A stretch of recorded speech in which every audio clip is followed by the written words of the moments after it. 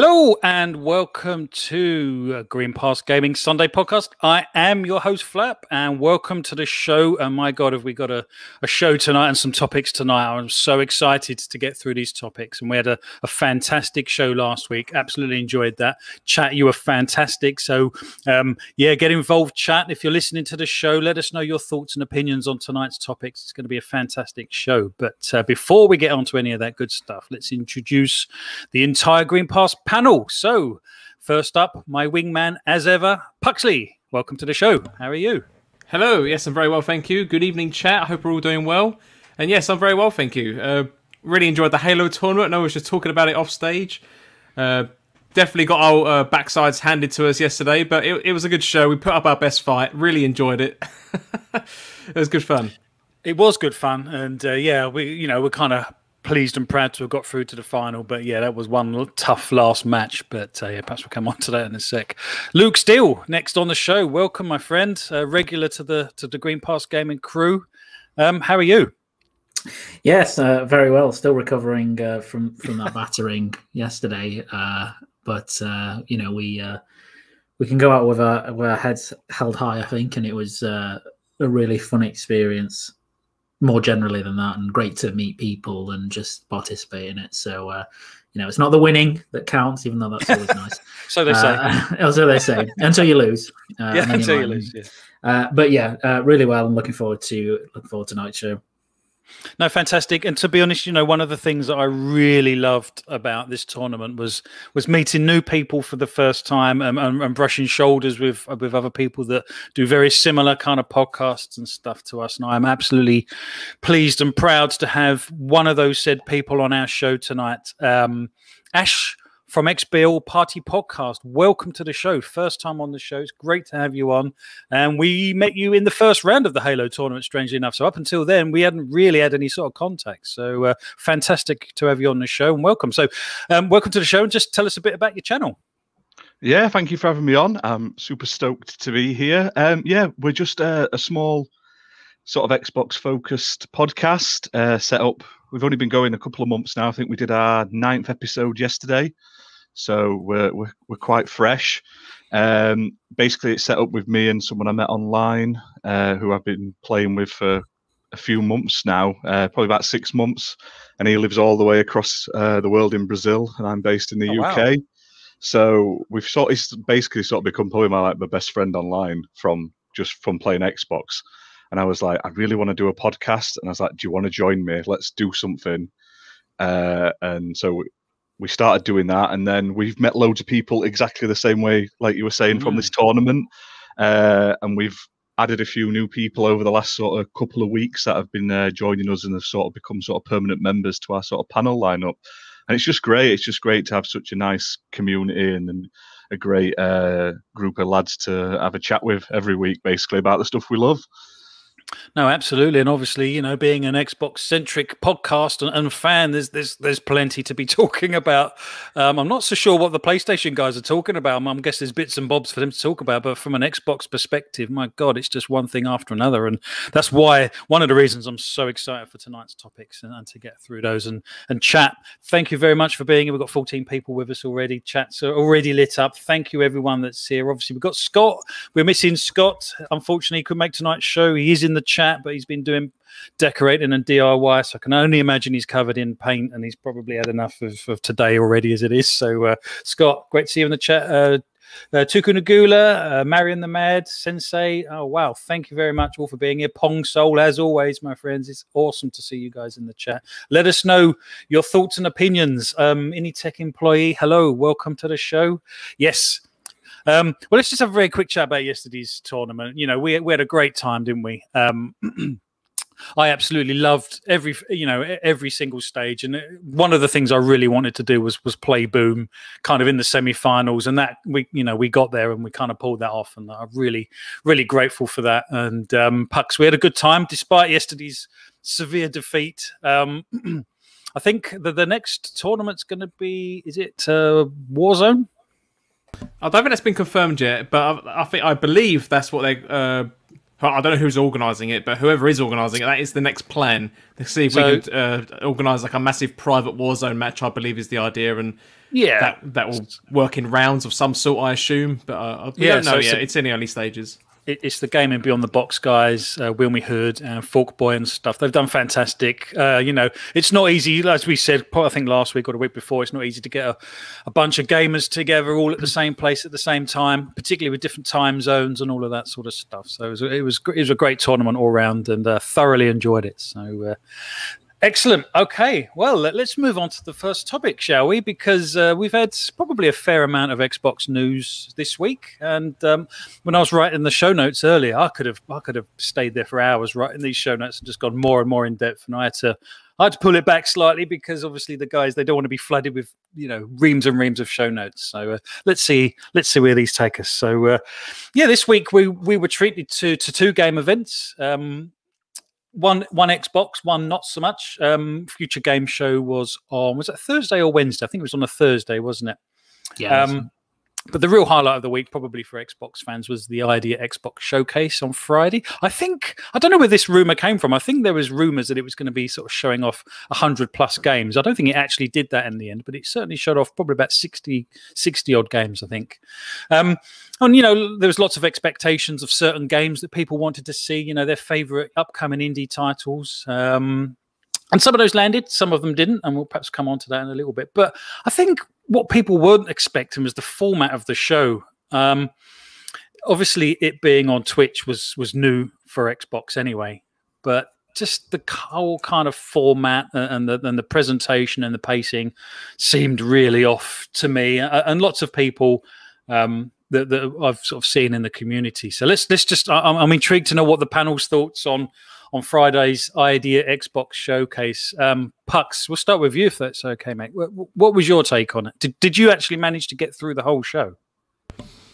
I had it running for the whole length of time it was on, but I think we're going to be talking about this very shortly. But when it got to those interview stages, I got to a point I was like, these are running quite a long time now. Like, I'm ready for more announcements.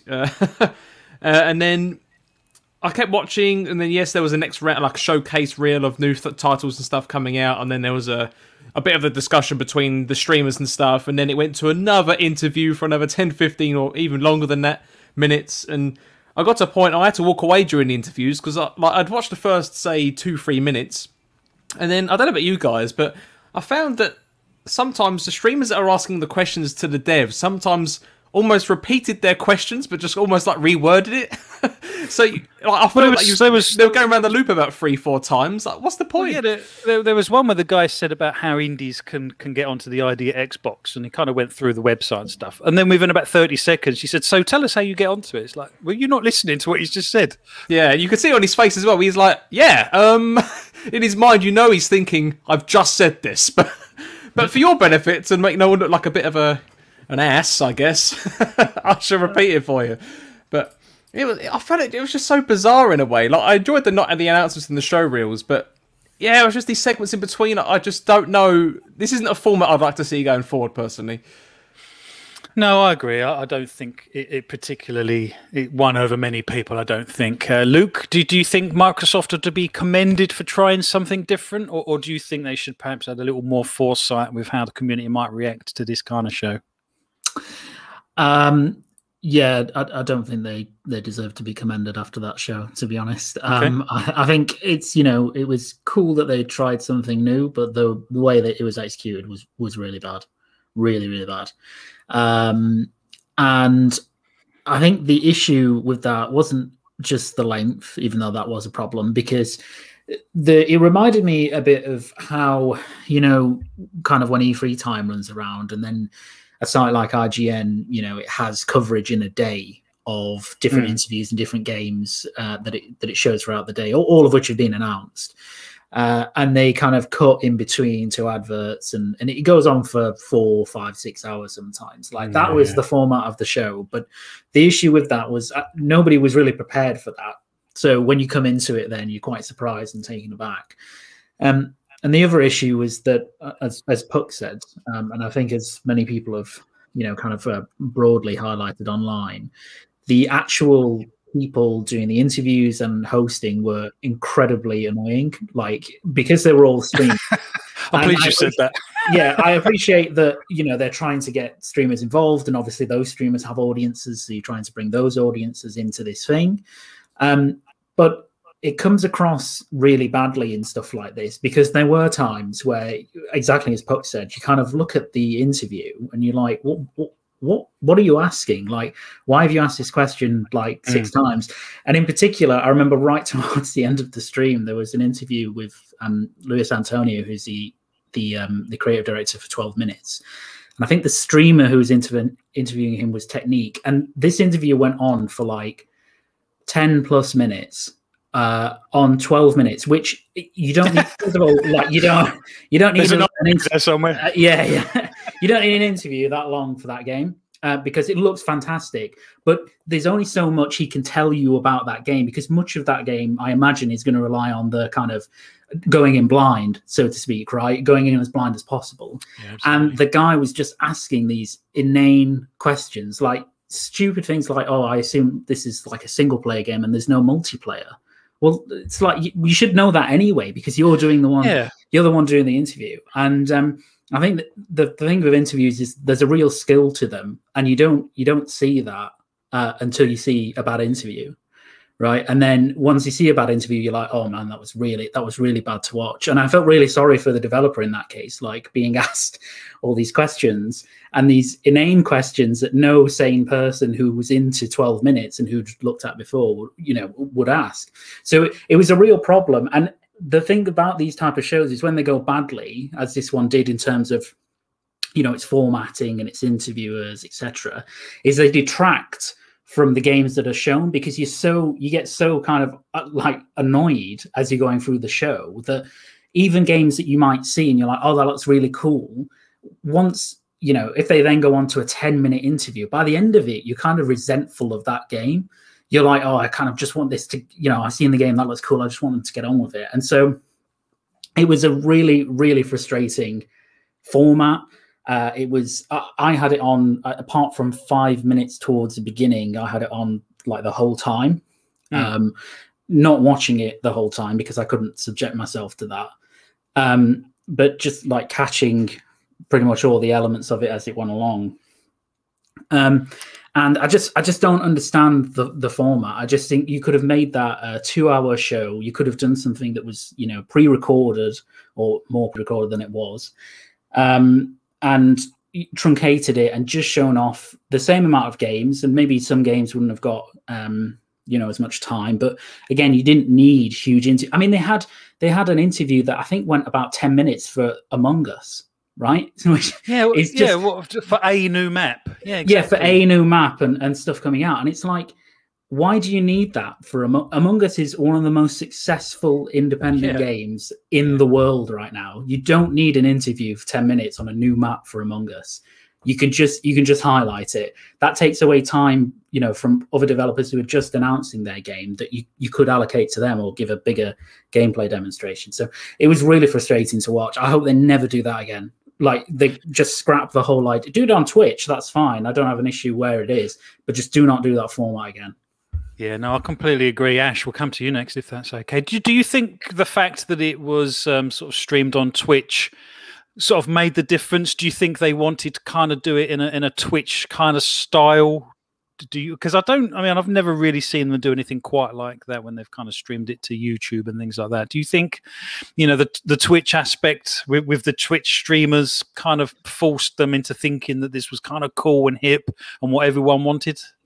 I have no idea. Honestly, the fact it was just so long, I totally understand them putting the Twitch streamers in because they're going to bring the extra viewers in, and they're going to bring the people that may not have watched like one of the Xbox shows on a different platform in, and it's showing off the indie games, which is fantastic. But I don't know. It felt like it was just like unorganically drawn out, like they were telling them to just keep going.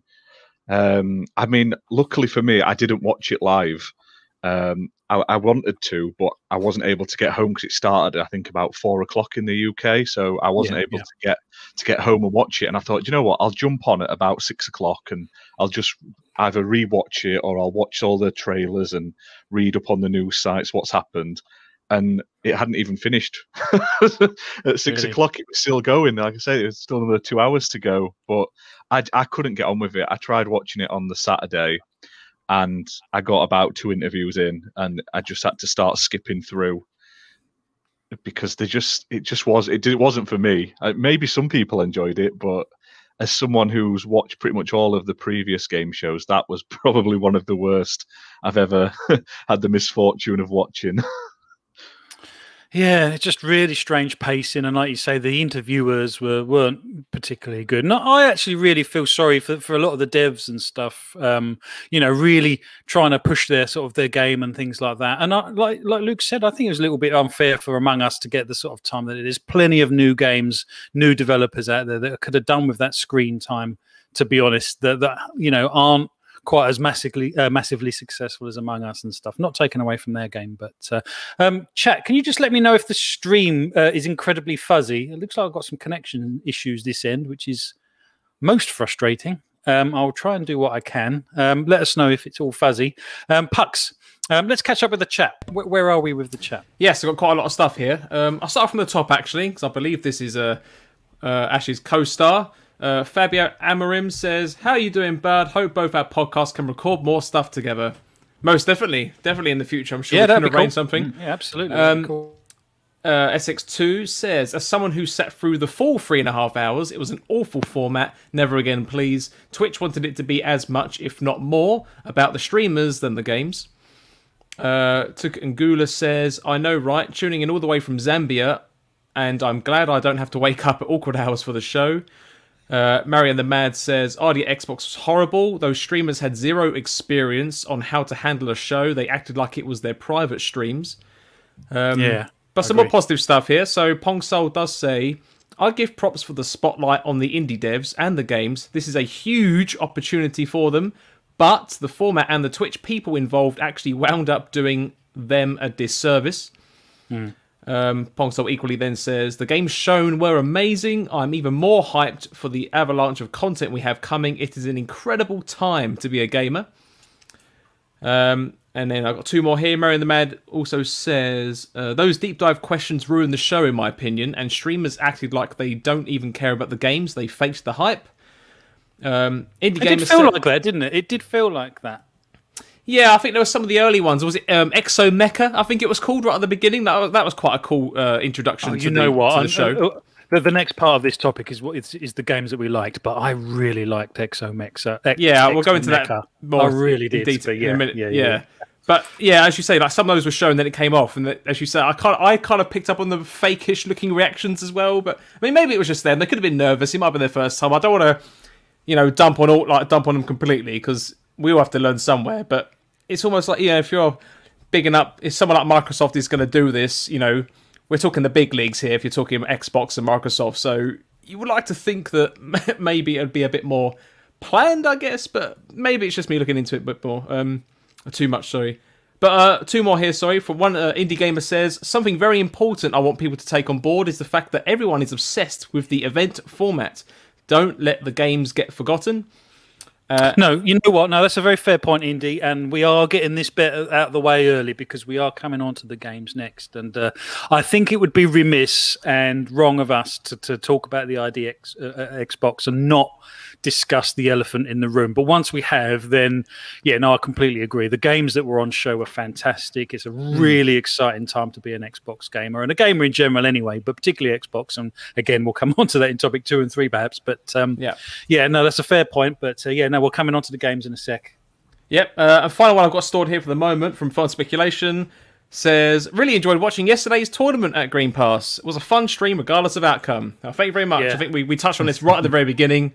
We all really enjoyed this as well. It was good fun, good experience, and good to meet loads of new people.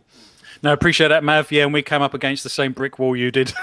so we know how you feel. I remember, I think I tuned into your stream not long after you'd gone through what we went through yesterday. I said, "How did it go?" And you said, "Just don't even ask." It's like, oh, blimey, that bad. And yeah, I kind of feel the same. So yeah, absolutely. We got some viewers from overseas as well, guys. It's fantastic to have people listening from overseas. I think Augustines in the chat. I think you said you were from East Africa. I can't remember what podcast I saw you mention that on. It might have actually been Seasoned Gaming yesterday, I believe. Tukunagulu, Marianne the Mads. Let us know, where are you guys from? Because we see you guys in the chat, and it's so fantastic. Well, I believe Tukunagula said that they're from Zambia, I believe. But yes, he mentioned that earlier on. Yeah, no, he mentioned that earlier on. It's absolutely fantastic. So thank you guys for tuning in. So yeah, Indy, good point. Let's get on to the the real meat and veg of what the idea Xbox was all about, the games. And perhaps we'll come to you first, if that's all right, Ash. What games really got you going? What were you excited for? What was you surprised to see there? Yeah, there was a couple that really stood out. I mean, out of all of them, I would probably play most of them. They all were sort of unique in different ways, but the ones that I was really interested in, there was the Art of Rally, that like driving game. That looked really nice. I just loved how it looked like the cars handled, and I liked the sort of simplistic art style. I thought that looked really cool. There was like a platforming game, I think it was Omno, where you had like a staff and you could traverse with different methods using the staff. Yeah. Like I'm sure he was snowboarding on his staff at some point and then riding on like a giant monster thing. And I was like, oh, that looks pretty cool. I could get down with that for sure. And then did you notice that the commentators kept calling it Omni? Yeah. I didn't even get the bloody name right, did they? That was so frustrating. And they called it Exomecho as well at one point instead of Exomecho. It's just like, oh, really? Seriously? Yeah. That one stood out to me. From the pictures they showed previously, I just thought it looked really generic. But when I saw the gameplay and the sort of like jumping in and out of the vehicles and then using like the grappling hook to jump onto like the air vehicles and stuff, I was like, that's going to be such a good multiplayer sort of arena game, especially like when you get like the giant transformer looking mechs fighting each other. So I'm interested to see how that plays for sure. That's one of the main ones that in the end that sort of won me over, because I wasn't interested in it bar, oh, that's a nice looking Xbox game originally, and now I'm really interested in that. And then I think the one that probably stood out the most to me was Void Train, because it's just weird. I just like, you're on that train that's just like going through I'm assuming it's the void or space, and you have to sort of like keep jumping off and you're attached to it, and it's sort of like a survival game from what I can gather. That was very much a trailer of two halves, wasn't it? Because that did not end how it started, because it ended up as a shooting game. It's like, oh, okay. That's so, I mean, it totally threw me off. I was like, this looks odd but interesting, and then suddenly it was just sort of like going crazy with the gunplay, and I was like, I want to see how that progresses as sort of a game. But I think they're probably the top ones for me. But like I said, I could sit and give credit to a lot of them of how good they all looked, and like I say, I'm looking forward to being able to actually play them all. Sorry, I was on mute then. Yeah, no, absolutely. No, I'm pleased you brought up Void Train, because that was one of mine as well. Luke, anything of particular note that you took your fancy? Yeah, so just seeing more of the Ascent was great, and that continues to look incredible, and everything about that's right up my alley. So I'm really looking forward to that. A little disappointed we didn't get a release date, but they did caveat on Twitter, I think, before the show that they weren't going to reveal that just yet. So I don't think, given the state of the trailers, etc., that it's that far away. So that was really cool. And then there were 3 that were kind of really memorable. One in particular that was just incredible to me. So those were Nobody Saves the World, which is the new game from the Guacamelee devs. Oh, yes. Which is basically a dungeon crawler where you can kind of transform into various different creatures, and they all have different abilities, and it just looks really, really cool. There was also Astria Ascending, which was a kind of 2D JRPG type game that has a lot of older Final Fantasy developers on it, which looked, I mean, artistically it looked incredible, just incredible, and it seems to be super ambitious for what it is, i.e. being a 2D style game. And then the one that was really blew me away was Death's Door, which was by the developers of Titan Souls. If anybody played that, they're only, well, I think it's 2 devs, and they might have extra now. But that was the one with the I think it was a crow, kind of the isometric action hack and slash game. That's quite, it's not a roguelike or anything like that. They said on stream it's a kind of single player experience. I'm sure it'll have, start to finish, and then you're done, and you might have elements in between that you can kind of repeat for gameplay and stuff like that. But it just looked insanely good. Just like the art style, the atmosphere of the game, the music from the bits that I heard as well. It was just incredible, and it really, really blew me away, particularly from such a small dev. So those were the ones that really stood out. I'm trying to think if there was anything else, because there was so much like good stuff, but all I remember is rage from these interviews. So no, I think that was pretty much it for me. Those were by far the most memorable ones. It's a shame, isn't it? It is a shame that it was kind of spoilt to a certain degree, because I never actually made it all the way through the show, so there's stuff in there I've missed. Although I did catch up on the trailers, and there is a concise version of the show on several websites if you Google that. But it is a shame that we had to get to that point, because I do love these shows and watching it all live and watching it as it's happened, and seeing the chat and stuff. So that is such a shame. I really hope they learn from it, because they had a couple of I know the May show and July shows had their issues and complaints and stuff, and they just seem to keep making mistakes, Xbox, with these kind of shows. And I do take my hat off to them and acknowledge that they're trying new stuff. But it's a little bit frustrating, and it is detracting from the overall content, I think. Pucks, go on then, your turn. What did you like? Yeah, you know what? Mine aren't actually too different from what's already been said. Like, my kind of game of the night that I really enjoyed was definitely Death's Door. This one has really intrigued me, both from a gameplay and art style perspective. Really like the look of that. And the other one which was mentioned was Nobody Saves the World as well, because it almost in terms of art style, kind of reminds me of The Curse of Ditto as well, if you've maybe played those games. So I thought they were really good. And then, as Ash mentioned a minute ago, like Art of Rally, I mean, it's already out on PC, but to know that it's coming to Xbox / Game Pass, I think it's really cool. And I've got a list in front of me as well of just all the things which were mentioned. And I think the biggest thing that I really liked overall, outside of just the games, was the fact that for the large majority of them that aren't released yet, at least, Xbox have said, or it was on the bottom left corner of each of the snippets, day one on Game Pass kind of thing. So there's no reason that we can't try any of these, which I find really cool. But there was a few more I liked, actually. So, yeah, we mentioned Exo Mecha, but there was also a game called Exo 1, which is where you was like the Frisbee thing, effectively, kind of floating around in some sort of weird spatial do you know what that void reminded me environment. of? Do you know what that trailer reminded me of? Did you ever play the PlayStation 3 game Flower? Yes, I did. I have it on PS4, yeah. It had those sort of vibes about it. I know the art style was completely different, but just how you was kind of moving around in the environment and you had to sort of traverse and go through the things, it just reminded me of Flower on the PS3. God, that was a launch game, I think. Yeah, no, definitely. It's really bizarre because you kind of like turn into a ball to drop down. You gain speed on the ramps in the environment, and then you fly around. But obviously, there's more to it than that, I guess. As you say, similar to those games like Flower and stuff, where it kind of there was like a story, but it's so loosely told. You almost have to think about that, come up with it yourself in a way. I find interesting. Yeah, we can't forget Lawnmower Sim. Yes, that's been doing the rounds recently, hasn't it? Yeah, absolutely. Another game I like the look of was also called Narrator Boy as well. I'd seen this before, so it's not a brand new announcement. Team 17, isn't it? Published by, I believe, yes.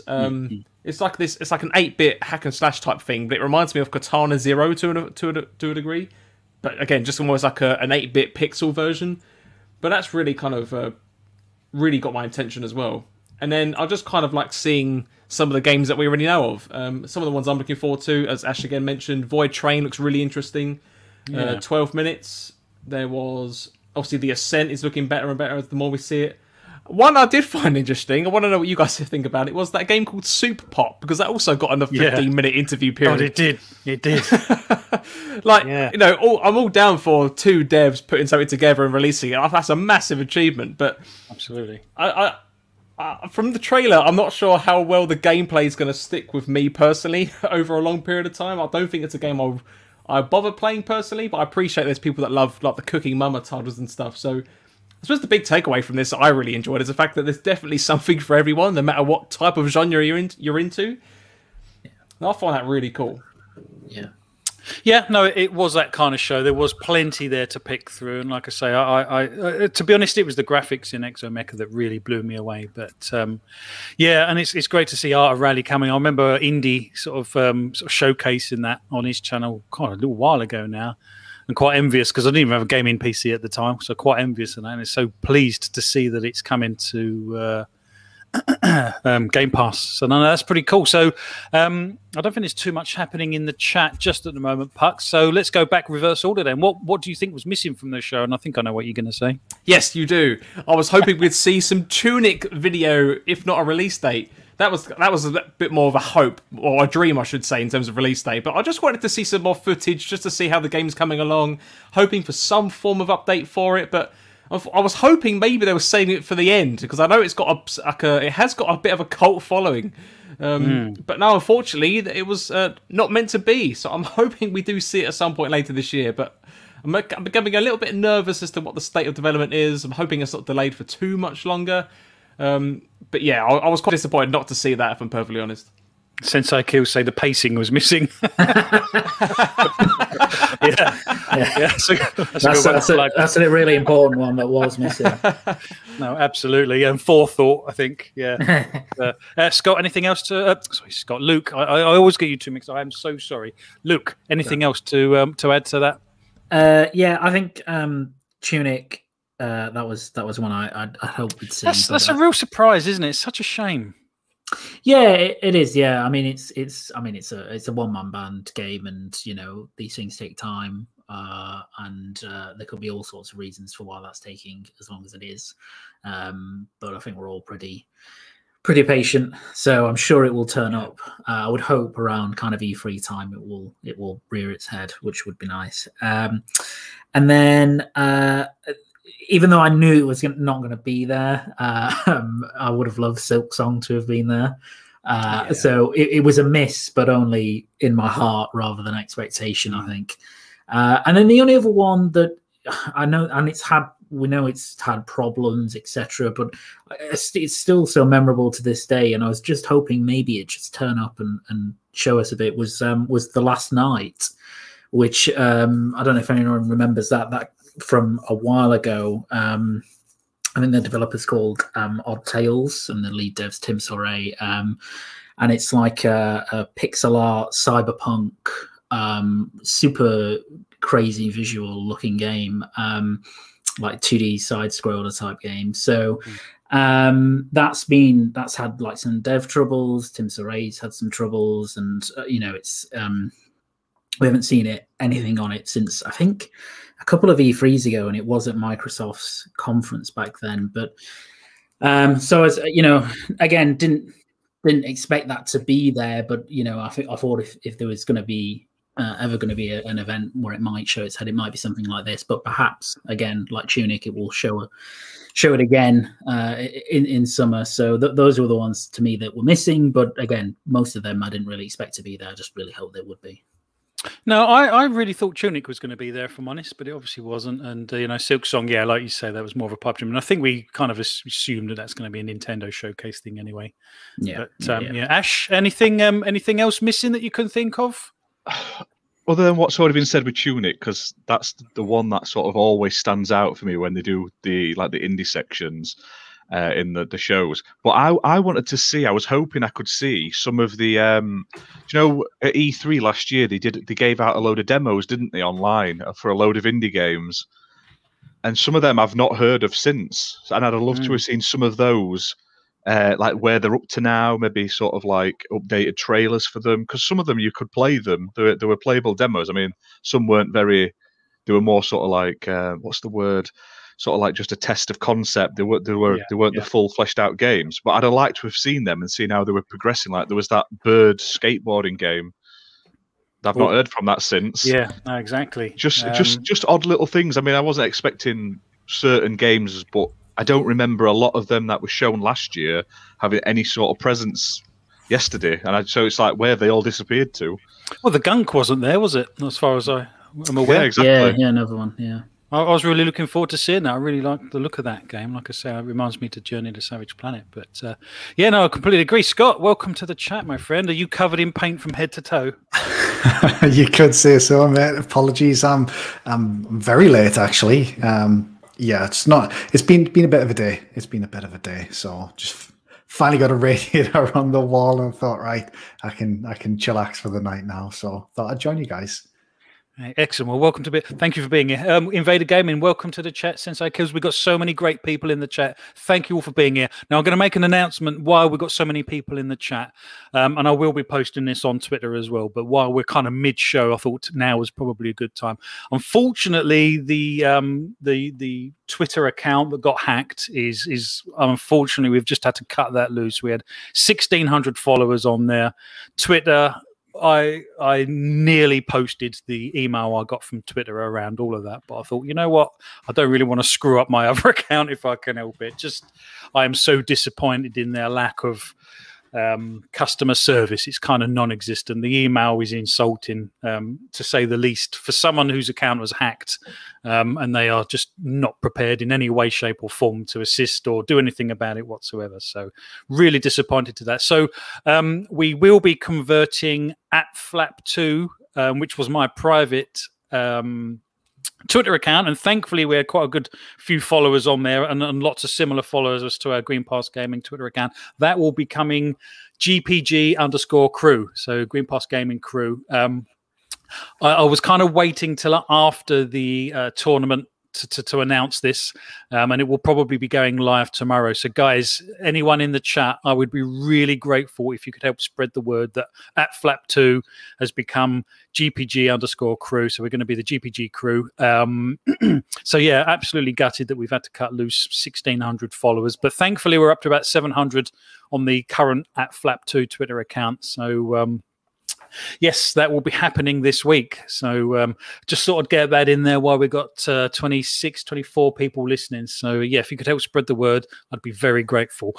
Scott, so we've already kind of gone through the elephant in the room with the show, as you've obviously heard. Was there anything that that you were pleased to see at the show? What was the titles that you did like to see? I think just in general, I was pleased to see just so many bloody good games. I know you guys touched on it, and I know Indie Gamer mentioned it in the chat as well. I think the presentation has overshadowed it somewhat, but yeah, you can't forget there were so many good games that was shown off. I think a couple of the standouts for me have already been mentioned, you know, the likes of Loot River and Death's Door.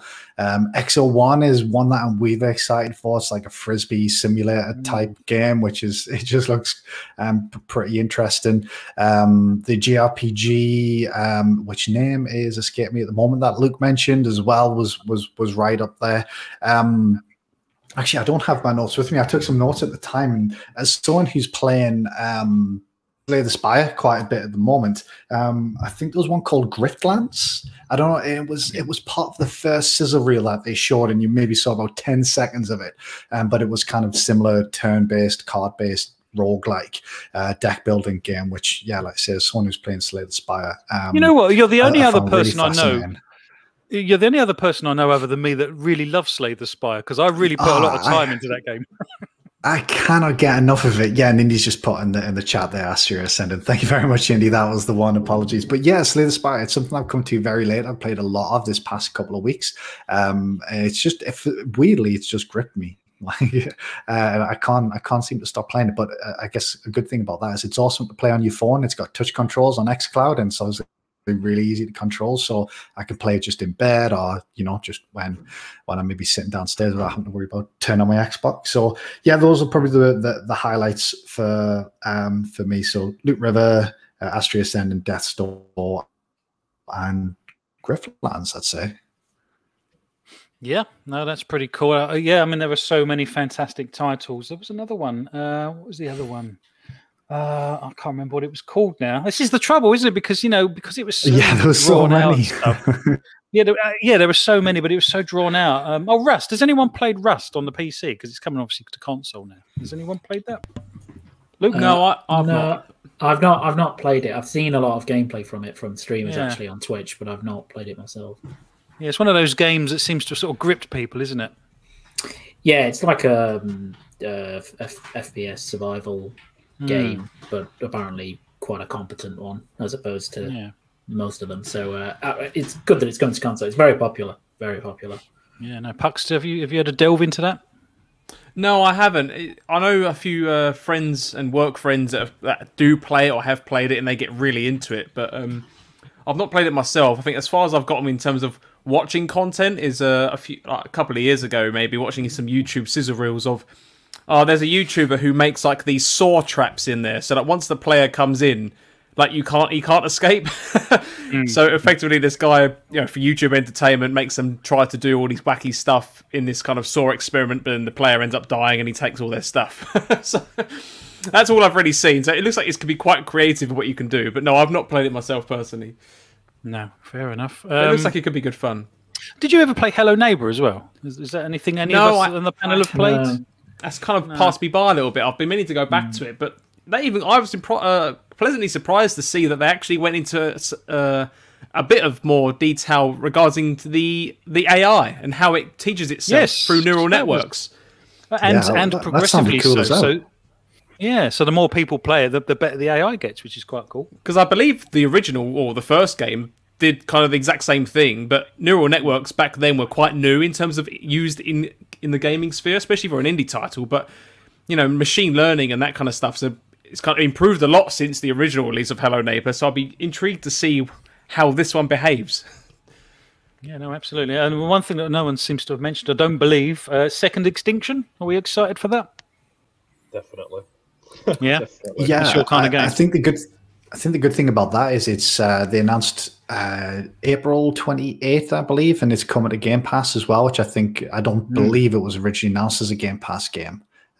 So if you like those sort of co-op shooters, then that seems like it'll be up a lot of people's street, really. And it's kind of one of those games that I think really blurs the line between sort of AAA and indie development. When you look at that game, you could have told me that was from, I don't know, someone like Activision or EA, Absolutely. one of the bigger developers, because of just the production values in it.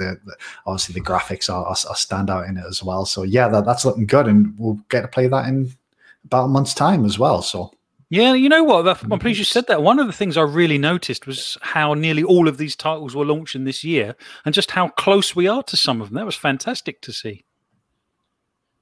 Yeah, definitely. And Game Pass, was it 20 odd of the titles shown were 22 Game Pass Day? 22, yeah. Game Pass Day 1. So if you're a Game Pass subscriber, which I imagine a lot of people here and in the chat are, then your backlogs are probably going to get a hell of a lot bigger if they're not already huge. So absolutely. Are we caught up with the chat, Pucks? Yeah, I haven't got anything in particular. I think I've just been general comments in chat, just enjoying the different games and saying that they like all sorts of stuff, really. I haven't got anything particular to read out. Yeah, no, absolutely. No, that's funny. Indie Gamers just said that may be why we didn't see Tunic. I'm guessing you're alluding to the fact that it might not be coming out this year. It did seem that virtually everything that was on show was coming out this year. So yeah, perhaps you're right. Perhaps that's why Tunic wasn't perhaps there. Yeah, well, that's fantastic. Thank you very much, guys, for getting us through topic one. It was a great showcase to see all of the games. It was a great idea, great content, just badly paced and badly presented. Unfortunately, I do hope Microsoft learn from their mistakes. I think they were trying something different. They were trying to be hip and cool and down with what's going on in Twitch and stuff. And for me, it was a miss. I don't know. Perhaps some people, digged it. I don't know. I don't quite understand why it was paced like it was, and where the quality checks came in. Because, like I said, the presenters got a few names wrong. One of them didn't know if everything was coming to Game Pass or not. And you'd sort of think, well, you'd think that Microsoft would have prepped them with all of this, but clearly that didn't happen. But no, it's great to see these games. And at the end of the day, it was just about the games. So that's fantastic. So excellent chat. Thank you very much. You've really brought the fire again. It's great to see you guys here, and we've got another storming topic now. Topic 2. This week, there have been rumors that Microsoft are in talks with Discord for a rumored $10 billion acquisition. Discord is incredibly popular. I didn't realize this. It's got nearly 150 million people a month that regularly use Discord, and is starting to compete with Twitter in terms of numbers, believe it or not, as a social media platform. I don't know if everyone sees it as a social media platform, because it's more of a sort of a voice comms app that allows gamers to span platforms. So it's been used as that, but it actually, I mean, it offers a lot more. You can stream and upload content and all kinds of stuff. And I think many Xbox fans see this as potentially a good move for Microsoft to own Discord and have them on board, and it will bolster the Xbox brand. And one of the things that will most likely happen is it will swallow up a load of a gaming user base that are already on Discord, and kind of make them become part of the Microsoft family in a kind of way. But it goes more than that, because some have actually speculated that the higher tier membership of Discord, which is called Nitro, which basically allows you to have more emojis, you can have higher quality streams, you can upload, I think, up to 100 megabytes of content and stuff, will actually come to Game Pass, or become part of Game Pass Ultimate, to entice more people to the Game Pass service. We'll come to you, Luke, first, if that's okay. Is this a good thing? Do you think this is a potentially good thing for Microsoft and Discord? What's your take?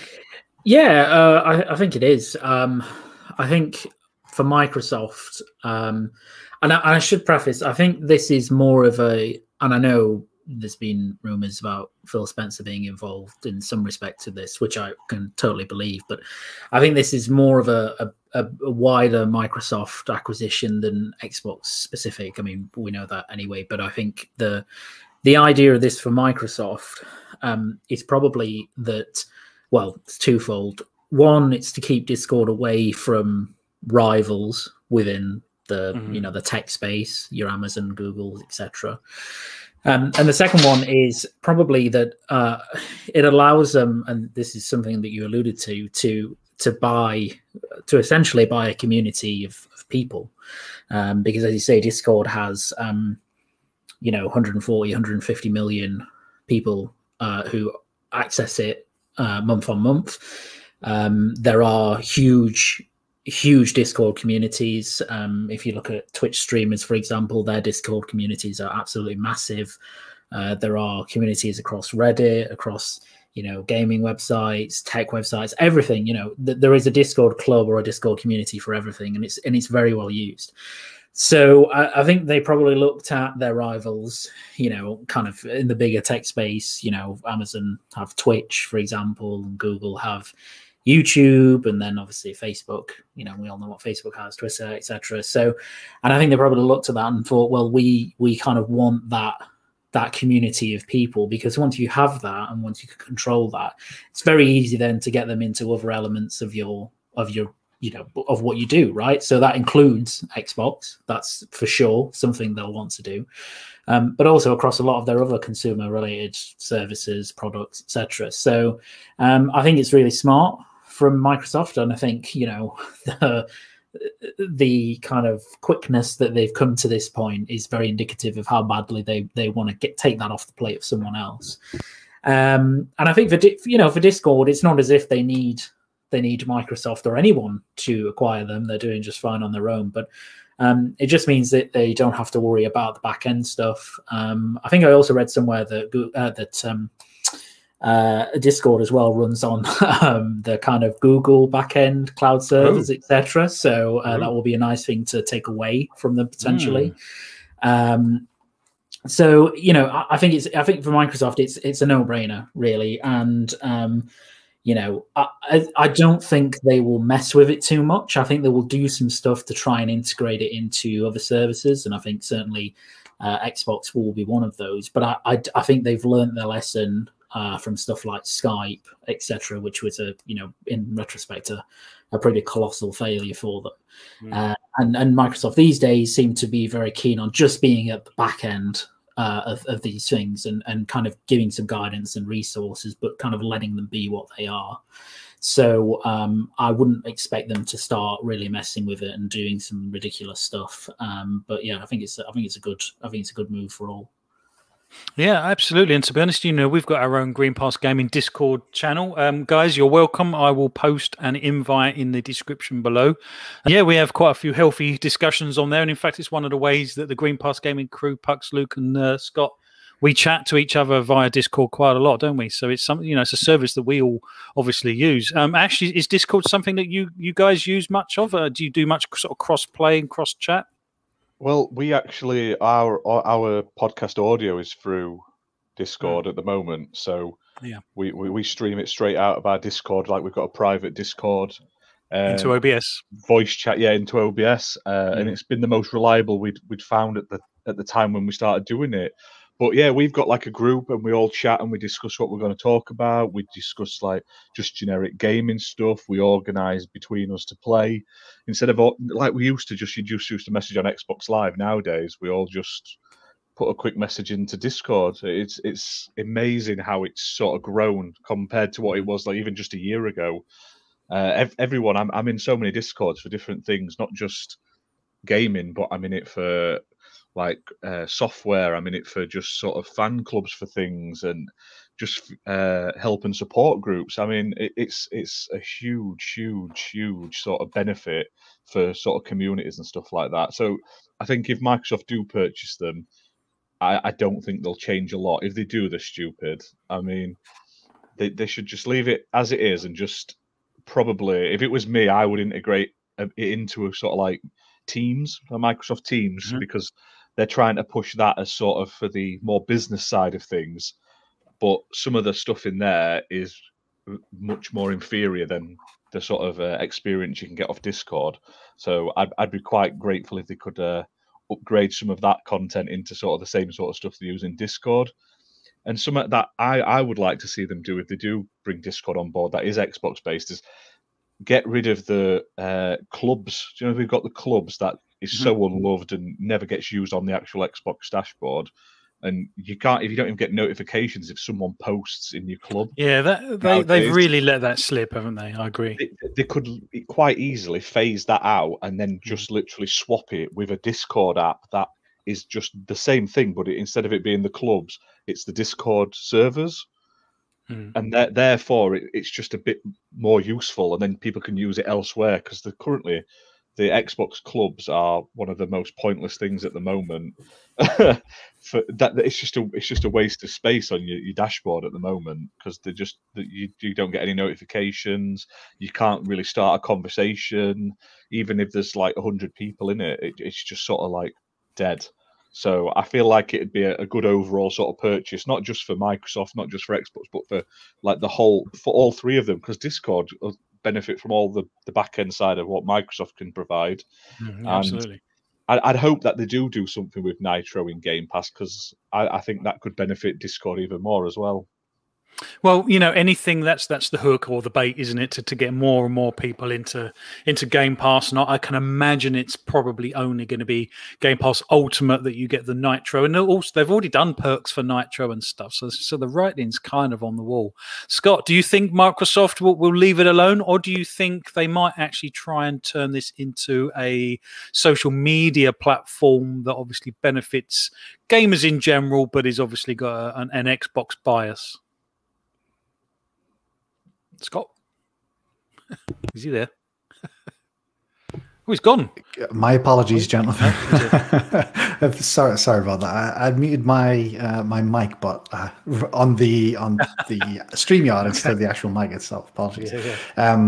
I would like to think they wouldn't touch it, and I think maybe some of their more recent acquisitions hopefully gives us an indication of what they would do. I mean, even just Bethesda, if you look at that acquisition, they're seemingly going to sort of let them just be Bethesda as part of Xbox. But even going back to some of the other acquisitions they made recently, the likes of GitHub, the likes of LinkedIn, those acquisitions, they more or less left those businesses to operate obviously as part of Microsoft, but on their own in essence as well. And I would like to think they would do the same with Discord. What I would like to see those sort of as the guys have alluded to is just a deeper integration, not just with Xbox, but I think gaming consoles and platforms as a whole. Whether they do this or not, I'm not 100% sure. But if I guess in the world of cross-platform play, where that's now sort of the expected standard. If a multiplayer game doesn't ship with cross-platform play at the moment, people are wondering why. Even EA are doing it now with Squadrons. If EA and Activision are doing it, then I would imagine pretty much everyone is. But that experience of cross-platform play still isn't great. And I think it would be fantastic if there was a more native integration with Discord across not just Xbox, but also PlayStation and Switch to allow those cross-platform experiences to be better than they are today. Obviously, that would require Microsoft developing sort of a solution for Nintendo and PlayStation, but I think in a world where they just kind of want MAU, and that's ultimately one of the reasons they'll be making this acquisition to get, those 140 to 150 million monthly users. I think that is something that could help grow that number even further. If anyone on any platform can use this solution to chat with anybody on any other platform, then I think that would be of benefit not just to Microsoft, but to anybody who wants to play games with their friends, regardless of platform. But yeah, I think they'll leave it alone, but they'll maybe just look at how they can further integrate it into sort of gaming platforms, in particular Xbox, while leaving the current experiences close to how it is as possible. Yeah, it makes me wonder if they're going to try. I don't know. See, I think they will try and evolve it into something a little more like Twitch and that kind of service, which I don't think is a million miles from where it is at the moment anyway. And they can obviously also leave the comms and the chat as it is at the moment as well. Yeah. Do you think even in a post Mixer world, they'd be looking to sort of delve back into that area? Well, that's the thing that kind of gets me. I'm wondering if post-Mixer kind of world is exactly the reason why, or one of the reasons why they do want to get back into this. And I think Discord is obviously a much larger platform than Mixer, and has more potential, and obviously a much larger user base, and is already, you're not starting from scratch almost. You're hitting the ground. I imagine that Jim Ryan must every morning switch on his PC just with anticipation of what the hell Microsoft are up to next, because who the buyer that would be. Yeah, he's like, how the hell are we supposed to counter this? Go on. I think, just speaking of Jim Ryan and maybe PlayStation more in general, I think Discord could give them an opportunity to match some of the features that I believe Sony introduced with the PlayStation 5. I think some of the social features that they've introduced, obviously I haven't used them myself, so if anybody has, please let me know how they are. But I believe you can do sort of picture-in-picture sort of screen sharing with your friends as part of like their overall party system, and that's something that Discord could facilitate on Xbox, I believe. Well, wouldn't it be nice for that bloody share button they've put on the new Series controllers to actually share to a service that is actually usable? Do you know what I mean? Yeah, absolutely. I mean, that button's a screenshot or a click button. Yeah, big deal. Share needs to be more than that, really, doesn't it? Yeah, absolutely. And I think PlayStation have kind of nailed that and did well with their share button. Microsoft are still way behind the curve, even despite the fact they've just recently added the share button.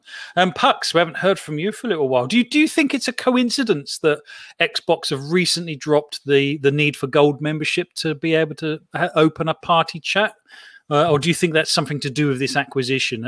Are they kind of getting the sort of sowing the seeds, do you think? I don't know really if I can link the Xbox Live Gold stuff to this. I think they are two entirely two separate things. If anything, I could be wrong here, obviously, but if anything, I believe Microsoft may be just a bit behind the curve in terms of, at least regarding to Xbox Live Gold stuff. Both Nintendo and PlayStation at this point didn't require their paid services to play free-to-play titles online. Which is, and up until this point, and we're very much almost there. We're not even quite there yet. You still currently need gold for it, which I find a bit bizarre. So, but I don't think there's any real correlation between that and Discord that I can really see. Okay. But the one thing regarding Discord, I think, is, more interestingly, or more recently, I should say, or especially last year, was that Discord almost rebranded itself in a way to it's not just a gaming platform anymore. It was meant to be a platform where anyone can communicate with anyone else through communities and stuff, because they added a load of new features and stuff. So because where Discord started, it effectively was a competitor to what was TeamSpeak at the time, if people remember using that on PC. I mean, I think TeamSpeak was the main PC communication platform that's not in-game, and Discord was this new kid on the block, and it's grown to what it is now, which I think is great. But seeing as it's expanded to, it's not just a gaming platform anymore to talk with other gamers, you can talk about anything with anyone, regardless of what you're into. You can make a server for it and discuss and build a community, and I think that's great. So, regarding a lot of comments I've seen in the chat about and on the panel that, assuming Microsoft do acquire Discord, we don't want them to mess with the formula too much. I think that's true. And I hope they wouldn't, because it's not just a gaming platform anymore, which I think is quite important to remember. It is a communication tool for everyone outside of gaming, So I think it is going to be interesting to see again if it is all true and they do acquire Discord. And I think, as Ash and a load of others have said here as well, that it's the perfect tool to integrate into Xbox and into, as you say, clubs, and to share. And as you mentioned before about with Mixer being dropped entirely for no real sensible reason, as far as I can remember, it'd be great to be able to stream to Discord, and if not there, streaming to Discord, and maybe you can beam that to YouTube or whatever else. You're able to then do more rather than just having Twitch integration on Xbox. So I think there's a lot of opportunities here to be had. It's just whether or not how well Microsoft plan about integrating those, if that makes sense. Yeah, I mean, funny enough, this time last week we were talking about Microsoft sort of schmoozing Twitch, because obviously the idea Xbox was coming to Twitch and stuff, and wondering, if they had a closer working relationship, because obviously Twitch is the only platform you can live stream your Xbox to, and here we are 1 week late, they're talking about a $10 billion acquisition of Discord. So, a week is a long time in Xbox land. Oh, definitely. Gaming news in general, I think, as well. But I think, as Scott was saying as well, that Nintendo Switch was is behind the curve in terms of general online services anyway, but, it's almost got a non-existent voice application, or a voice system. I mean, the only thing it has got is through its own mobile app, and even then, the voice chat is only supported through, the specific game channels. I think there's only 3 first-party Nintendo games which actually support voice chat natively, outside of things like Fortnite, which use their own internal integrations, believe it or not. In this day and age, with the infrastructure there is, that is so archaic, isn't it? Oh, definitely. The reason I brought that up, though, is because even with some of my friends, we played Switch games online before, that we would use the Discord mobile app to talk to each other instead of, or maybe I'm holding my Switch in handheld mode in front of my PC and talking like I am now, through a headset. So I just hope, in a way, because Discord has got applications for both Nintendo and PlayStation as well, I would argue. So in a way, I'm hoping they don't feel that they're getting pushed away from using Discord just because it's owned by the big M, if that makes sense. Because it's still Discord, what it is. I think who owns it is a bit irrelevant, because the important thing, it's not owned by Xbox, the division, it's owned by Microsoft, the massive conglomerate. So, like anything, like the Azure services which PlayStation use or whatever else, I don't want people to start thinking that, Discord is going to be like this Xbox exclusive tool now. No, it's still going to be everything that it is, but I just hope people don't get put off using it just because it's owned by Microsoft now, if that makes sense, because it's got a lot of potential everywhere, I would argue. Yeah, no, absolutely. And what it does, it ticks that box that Microsoft are after, of being inclusive for all gamers, because, they're still talking about these 3 billion gamers in the world. They've not given up on that narrative. They're still pushing that. They're still gunning for that. And, I think when they first started mentioning these 3 billion gamers, I think a lot of people kind of rolled their eyes and thought, well, that's pie in the sky stuff. And, fair enough for people to think that. But I think what Microsoft are doing is they're playing the long game. They're just chipping away slowly at the block. And they genuinely are after those 3 billion gamers around the world, albeit through, different and varying means. How are we with the chat, Pucks? So I've seen a few things saved. I'll read these out. So I've got one here from Dragon Wolf. This is going back a bit, by the way. So Dragon Wolf says, Tunic in the summer show and available now as the show airs would be great. 100%, definitely. I'd love to see that instantly announced out of the blue. Yeah, absolutely. Well, so I have one here from Indie Gamer who says, really like Discord and would be a great pickup for Microsoft. Just hope they don't mess with it too much, as we've already discussed. Tuk Ngula says Discord averages 800,000 app daily downloads, and its user base peaked at over 140 million monthly activities last year alone, which is pretty insane.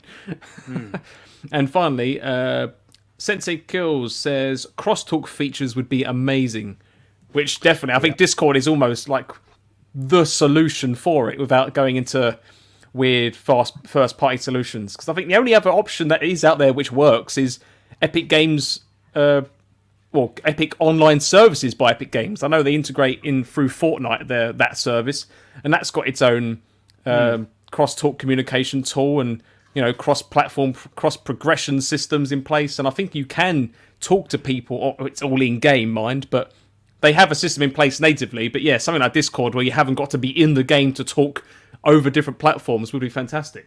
Steam does as well, doesn't it? There's a Steam app, so I mean, you could do it over Steam as well, I guess, potentially. True, there are a few options. I know, but do many people use the Steam native talk functions other than Discord?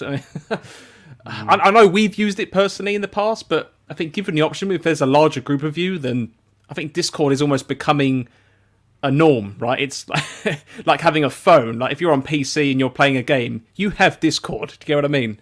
Yeah. No, fair enough. Look, just before we move on, do you think this is more of a Microsoft move than an Xbox one? Is this a Microsoft move that will benefit Xbox? Oh yeah, for sure. Yeah. I think there's clear. There's clearly an angle through which Discord will enhance the Xbox experience, and it's not going to be lost on Microsoft. I mean, that's going to be obvious to them, but I don't think it's not, whereas Bethesda is clearly an Xbox-led acquisition, that's obvious, but this isn't. This is a Microsoft as a whole, wanting, as I said before, to get their own community of people that they can integrate into their services, and as Puck says, they won't change it too much. They won't change it in a ridiculous nature. It won't be any different to what it is, except that more people within the Microsoft ecosystem, let's call it, can be brought into the fold. And they might have some plans for it going forward, but I think it's going to be, it's a Microsoft led acquisition, but certainly it's got a good Xbox integration element to it. Well, like you say, I guess if Microsoft can get it on the Azure servers, then it's one less thing that sits on the Google servers, like you say, but also obviously self-generates some cash as well. Yeah, exactly. I mean, Discord already generates a ton of cash through the Nitro subscriptions, etc., which won't go away. So, again, like most of Microsoft's purchases, it will probably pay for itself quite quickly, particularly if they can grow it, which I don't think will be an issue for them. So it makes sense. And do you think there's anything in the gold membership going, lack of or not needing gold membership to be able to be in party chat? Has that got anything to do with this, or is that just a coincidence, do you think? I think that's purely coincidental. They wouldn't have been thinking about Discord at that point. How far down the track do you think they are with regards to an acquisition? I mean, this is obviously kind of your thing for it to become public knowledge almost, and I know Microsoft haven't actually acknowledged it themselves, but for it to become a strong rumor like that, how far down the road do you think that actually is? It's actually quite difficult to tell because I think the Wall Street Journal said that they were kind of in exclusive talks, so to speak, with Discord. So if that was the case, I don't think it would have been that far down the line at all. I think, the knowledge of Discord being available would have become apparent to Microsoft a couple of months ago when they kind of mulled it over and then thought, yeah, let's go in and have a discussion. And, one thing the Wall Street Journal article did say is that they're hoping to conclude it if they want to buy, which it looks like they do, within about a month, which is absolutely insane. And some lawyers will be working some extremely long nights, probably 7 days a week to do that. Poor bastards! But oops, sorry. Is there a rush to get this done before other competitors name their price? Do you think? I mean, what's the absolute rush? Well, no. I mean, the way that these kind of things work is if Microsoft are properly interested and if Discord are properly interested, they'll actually enter into an exclusivity agreement, which is essentially all that agreement says is we will talk to each other and with the view to completing an acquisition / sale, and within, say, it's usually 4 to 6 months. If that's not gone anywhere, then that runs out, and then Discord are free to go and talk to other people. So you would assume, given the rumors and given they seem to be talking quite heavily, that that's already been entered into. So I don't think there will be any rush at this point for Microsoft to be like, well, we've got to acquire this quickly. I think they will just, it's Microsoft, right? They just want to get it done. They just want to do it as quickly as possible, because the quicker they do it, the quicker they can integrate it into all their services, etc., and kind of let Discord, be a bit more ambitious, perhaps through extra resources. So, again, don't think it's particularly to swipe it quickly away, but they just, acquisitions like this, the guys at the top just want to do it as quickly as possible. So that's what's happening. Yeah, absolutely. Throws a little bit of shade on PlayStation buying Evo, doesn't it? Just a little bit. Yeah, it seems to be a bit of a weird back and forth at the moment, where like they're kind of each buying things, and obviously the scale of the Microsoft ones are a lot bigger for obvious reasons, right? But it's kind of and again, this isn't one that's kind of PlayStation. I don't think PlayStation will look at this with any particular chagrin or anything like that. Like, I don't think they will be annoyed by this because they've been buying stuff, outside of this realm anyway. And they're doing their own. Well, Sony have anyway, and they're doing their own thing, and PlayStation are doing their own thing. But yeah, it is this weird back and forth where, I mean, we're in this weird consolidatory period across all sorts of the tech industry, all sorts of the services industry, which includes games, which is that it is heavily a buyer's market at the moment, and people are just looking to consolidate as much as they can, whether that's developers or service holders or platform holders, trying to get them in-house because it's extremely lucrative and you can get them for a good price. I know 10 billion doesn't, like, it's an insane amount of money, but it's probably a very good price for Discord. And so it's really interesting. It's only going to keep happening over the next year or two with Sony, with Microsoft. Perhaps Nintendo to some extent will look at doing some very smaller scale stuff. But ultimately it all benefits us, I would say. So. Oh, absolutely, and it's interesting to see the argy-bargy going on. I find it quite comical in lots of ways, but it's a good spectator sport. Let's put it that way. I think that kind of wraps up topic 2. To be honest, I personally think Microsoft buying Discord would be fantastic for both services. I think you're right. I don't think they will do what they did with Skype. Although, I know everyone thought Microsoft killed Skype, but it kind of evolved into Teams and stuff. So I don't know if the Skype thing was perhaps quite as disastrous as perhaps it seemed at the time. I don't know. Perhaps I'm wrong on that front. But we've got Teams out of it, and I'm guessing it's using a similar tech and stuff, and kind of fills that gap to a certain degree, I guess. But chat, thank you. We've got 30 people watching at the moment. You've been fantastic. Just a very quick reminder, the @Flap2 Twitter handle will be changing into GPG_crew. So we'll be the GPG crew from now on. Mainly because our Green Post Gaming account got hacked, and unfortunately Twitter are less than supportive and helpful in trying to get that unhacked. And they've suspended the account indefinitely, it seems. So I'm a little bit confused as to why, because obviously whatever the hacker did, obviously violated their rules. I have no idea what the hacker did because I don't have access to the account, and they won't even tell me what's happened. So I'm in the dark as much as anyone else, strangely enough, being the account holders. So I implore everyone to make sure they've got 2-factor authentication switched on all of their Twitter accounts and every other account that you can imagine and stuff, because unfortunately customer service certainly doesn't seem to be Twitter's strong point.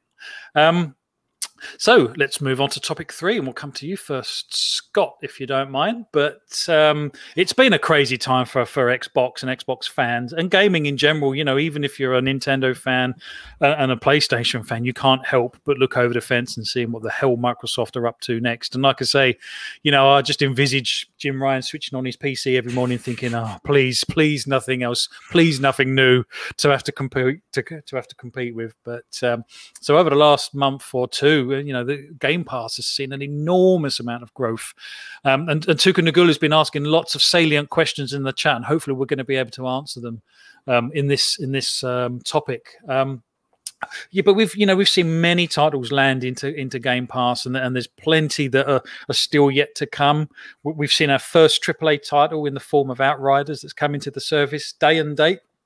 The Idea Xbox showcase that we talked about at the top of the show, that's promising another 22 titles coming to the service. And that doesn't even mention the Bethesda titles that are already in the service and all of the ones that are yet to come. I mean, my God, this is such a fantastic place to be right now as it is. But there are also more rumors of Ubisoft or Uplay Plus coming by the end of the year. And as we've just mentioned, potentially Discord Nitro could become part of the Game Pass Ultimate subscription. This is just crazy. I asked myself the question the other day, actually, just how big can Game Pass get? And I come to you first, Scott. And I know it's kind of a rhetorical question, or there is no actual answer, but they are certainly aiming for the sky. And the narrative of they wanted to become the Netflix of gaming, well, they seem to almost be there, because Sarah Bond in an interview mentioned that when you pay for a subscription with Netflix, that's kind of the end of the monetization. Whereas with gaming, you've got DLC. People that really enjoy the games might actually go and buy them. They've had massive integration with gamers and genres for games that people wouldn't necessarily play. Just how big do you think Game Pass could potentially actually get? As big as Microsoft wanted it to be. I think really there is ultimately a limit, but you mentioned earlier, Flat, Microsoft are after the gamers, well, the 3 billion gamers there are on the planet. That's ultimately what they're going for. So they're at 18 million subscribers at the moment, and they're aiming for 3 billion. So they've got a long way to go, and ultimately it really just depends on what Microsoft's appetite is like. And I think based on what they've done and they've shown so far, is that their appetite's big to grow that user base as much as they possibly can by making aggressive moves. The ZeniMax acquisition, that wasn't necessarily just about Xbox. That was about Game Pass specifically. They didn't necessarily talk about Xbox. They talked about Game Pass. If you remember Phil's line within the roundtable that they did, it was this is about bring these games exclusively to platforms like Game Pass exist. He didn't say it's about bringing it exclusively to Xbox. He specifically name-dropped Game Pass instead. And that's ultimately just one step in that direction of, these aggressive moves that Microsoft are making to make Game Pass, and probably more importantly, Game Pass Ultimate, something that everybody has, or as many people on the planet has as possible. And I think we'll continue to see these aggressive moves. I think Outriders, while it is massive because it's one of the first AAA third-party games to hit the platform day and date, I think we're going to see more of those over the next 12 months, especially while they're still getting their first-party lineup. Because we talk about Game Pass a lot and how great the value is at the moment, but let's be realistic. Like, first-party is still lacking in some respects, or in a lot of respects. The acquisitions that Microsoft made back in 2018. We really yet to see the rewards for that. The likes of Hellblade 2, the likes of Avowed, Fable, and games like that. They're still not here. That's a good point. Have they any of those game studios bore any fruit yet? I don't think they have yet, have they? Well, they've obviously had a few games that have released that were already in development. The likes of Wasteland 3, Grounded. Oh yes.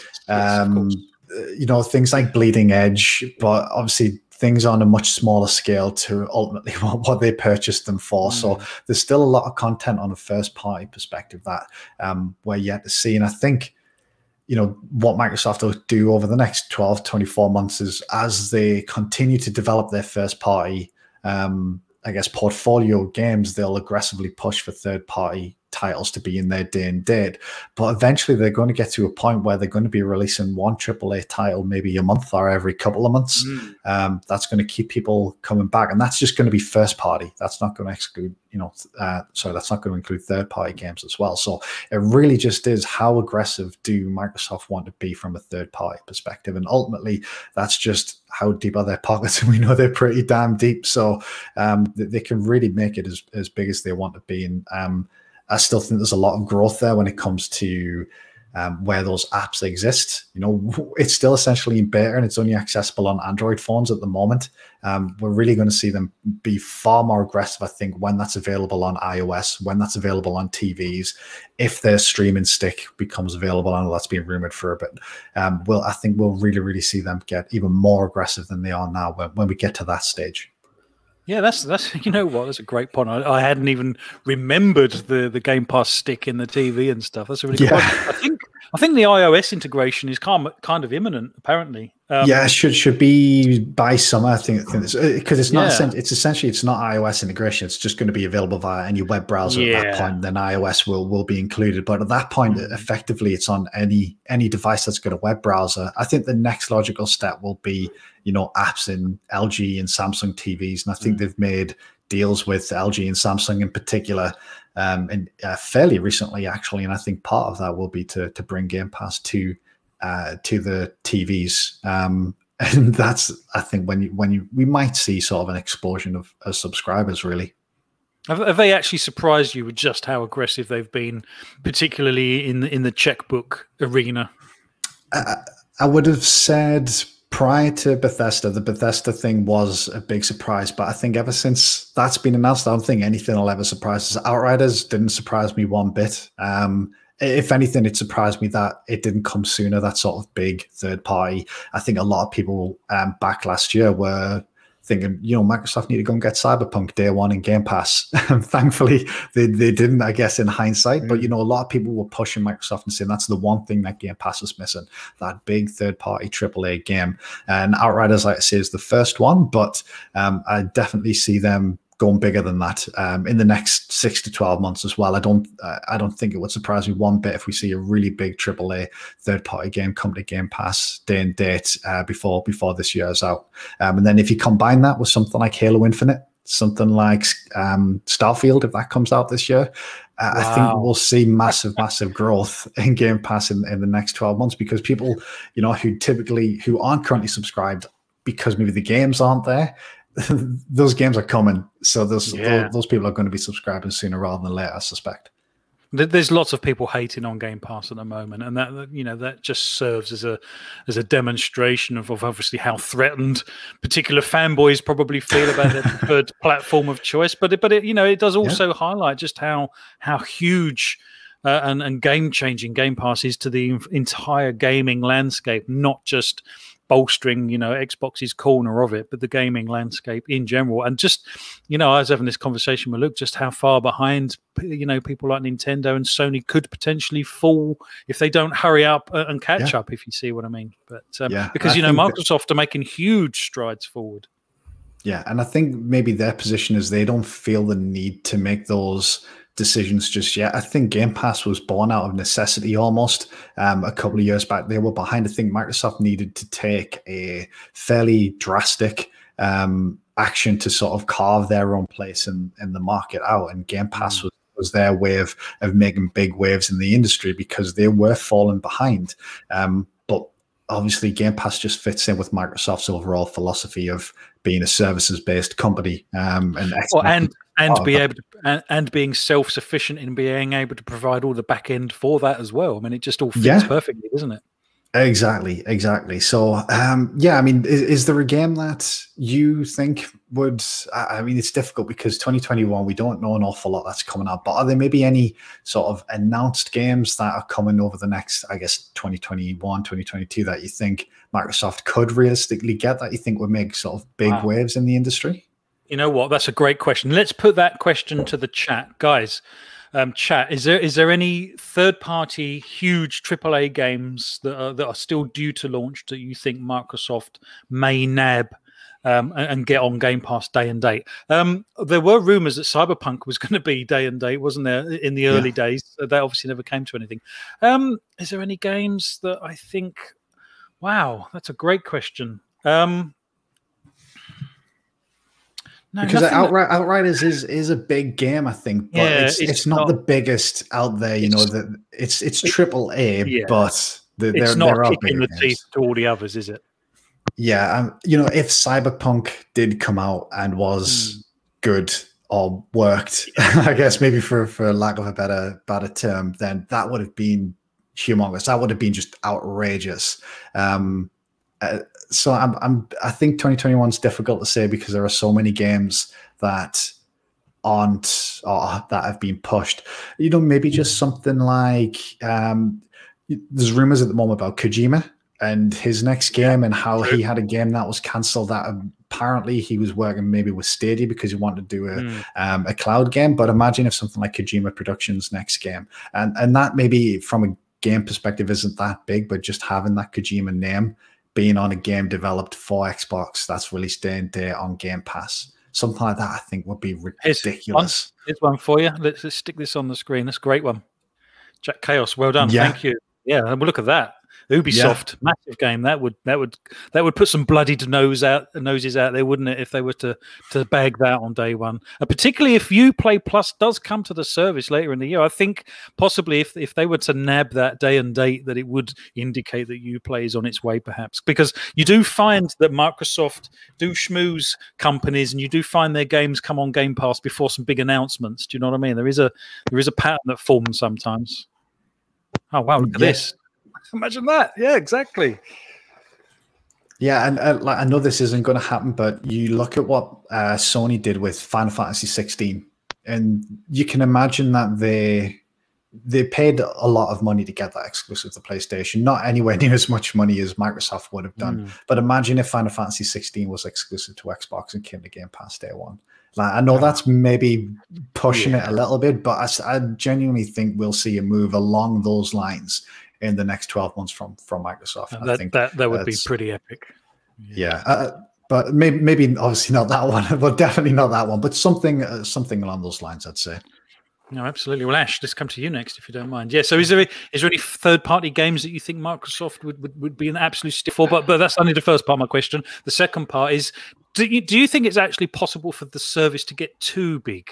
I know that sounds a bit crazy, but I'm starting to worry a little bit for the indie devs, because this is a strange thing. It's almost like we've gone full circle, because when Game Pass first came about, lots of people were saying, "Oh, it's just for indie games and stuff like that." You know, there's lots of filler, and you know, as wrong as that is, we know that's incorrect, shall we say? But at the same time, it is still an absolutely fantastic platform for indie titles to get their games on, particularly when it comes to the payment of these games. But the downside to that is, if you have so many indie games on there, does it actually start to dilute the amount of options that you have out there? Do you know what I mean? Does it start undoing its own fantasticness, as it were? Yeah, I've just been beaten. I was going to say Battlefield, and General Spartan's just said Battlefield in the chat. Yeah, well done, Scott. I don't think so. Imagine that. For something, I mean, it wouldn't be a massive draw for me. I want to play it, but it wouldn't make me rush out. But there's a huge player base that wants to play multiplayer shooter games, and Battlefield, it's not what it once was. It has had a few missteps in the last sort of couple of games, but if that was free on Game Pass, that would be a contender for something like Warzone, because Warzone is only massive because it's free. And I don't see Microsoft getting Call of Duty again, because I think that ship sailed to Sony for the foreseeable future.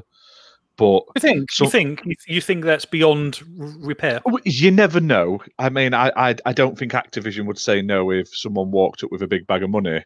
But I think it's more likely Battlefield, with the current sort of deals they've got in other games from that company, that there's more chance of that happening, and it would actually benefit Battlefield as well, because Battlefield has struggled to keep relevant as such compared to sort of Call of Duty, just due to the lack of players compared to Warzone. So they could maybe sacrifice it on the Xbox instead of selling it, putting it on Game Pass as well. So they know they may not sell as many, but they'll get a huge amount more players. And those sort of games, they sell the like microtransactions.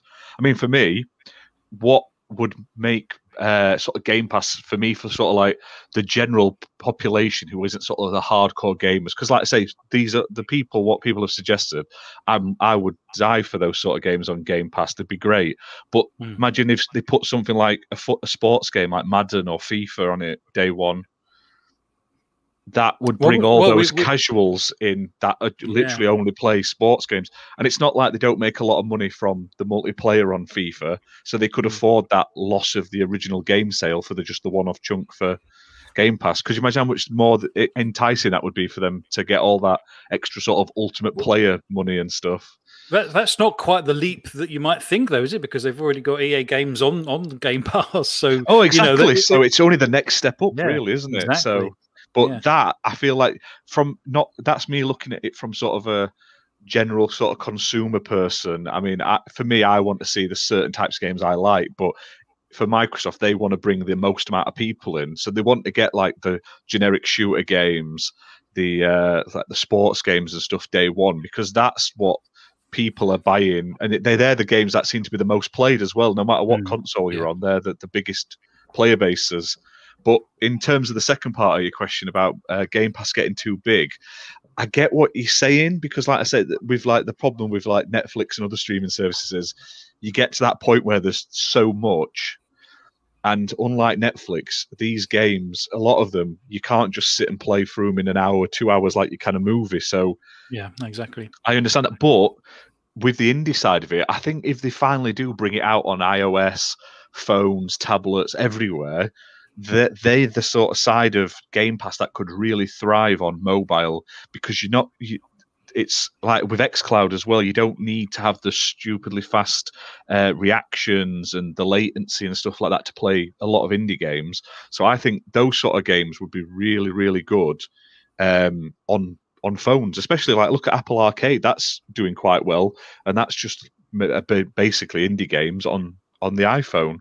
So I feel like there's that would bring in that core market, because a lot of people that play on the phones nowadays, they play puzzle games, they play strategy games, they just play smaller sort of chunks of games. They don't play you don't see many people playing like massive shooter games and MMOs and all that sort of stuff on the phone. There's the smaller indie games. So I feel like yes, Game Pass may grow bigger, and that may make it harder for sort of indie developers to get their games spotlighted on the main service. But when it's on something like a mobile, I feel like if they promote it well on the mobile and the sort of like the streaming apps and stuff like that to like the more wider audience, when it's finally available in like on all these devices, I feel like those games won't have that worry.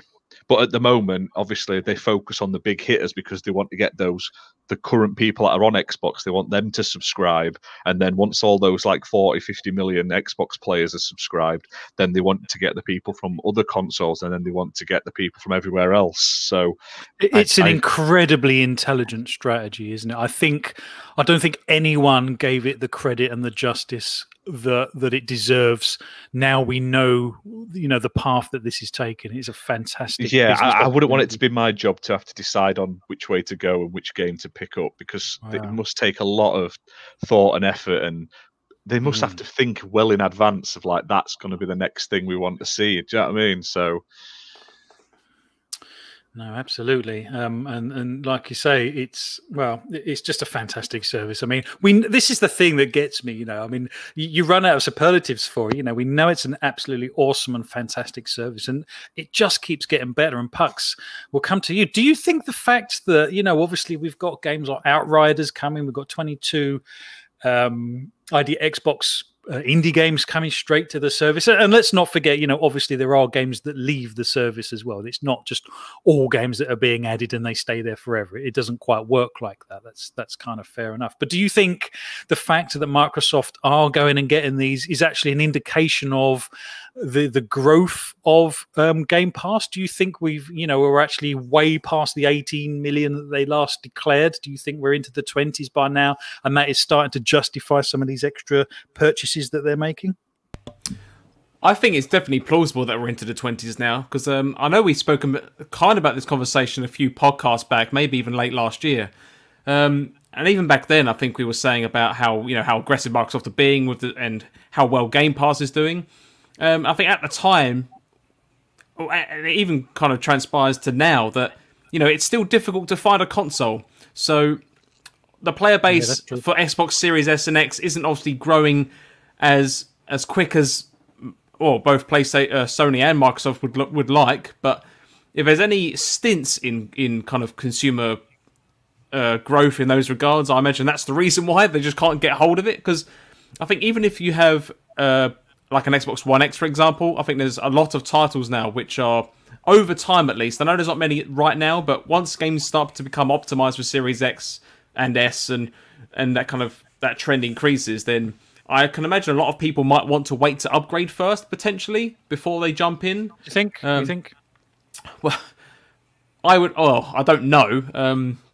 Well, they've just made Game Pass incredibly attractive on PC by adding the EA games on there as well, haven't they? Well, for me, I mean, I used to really and ah about signing up to a subscription service, even if it was, cancel any time type of thing, only because it was. I always had the question in my mind of, is it worth it?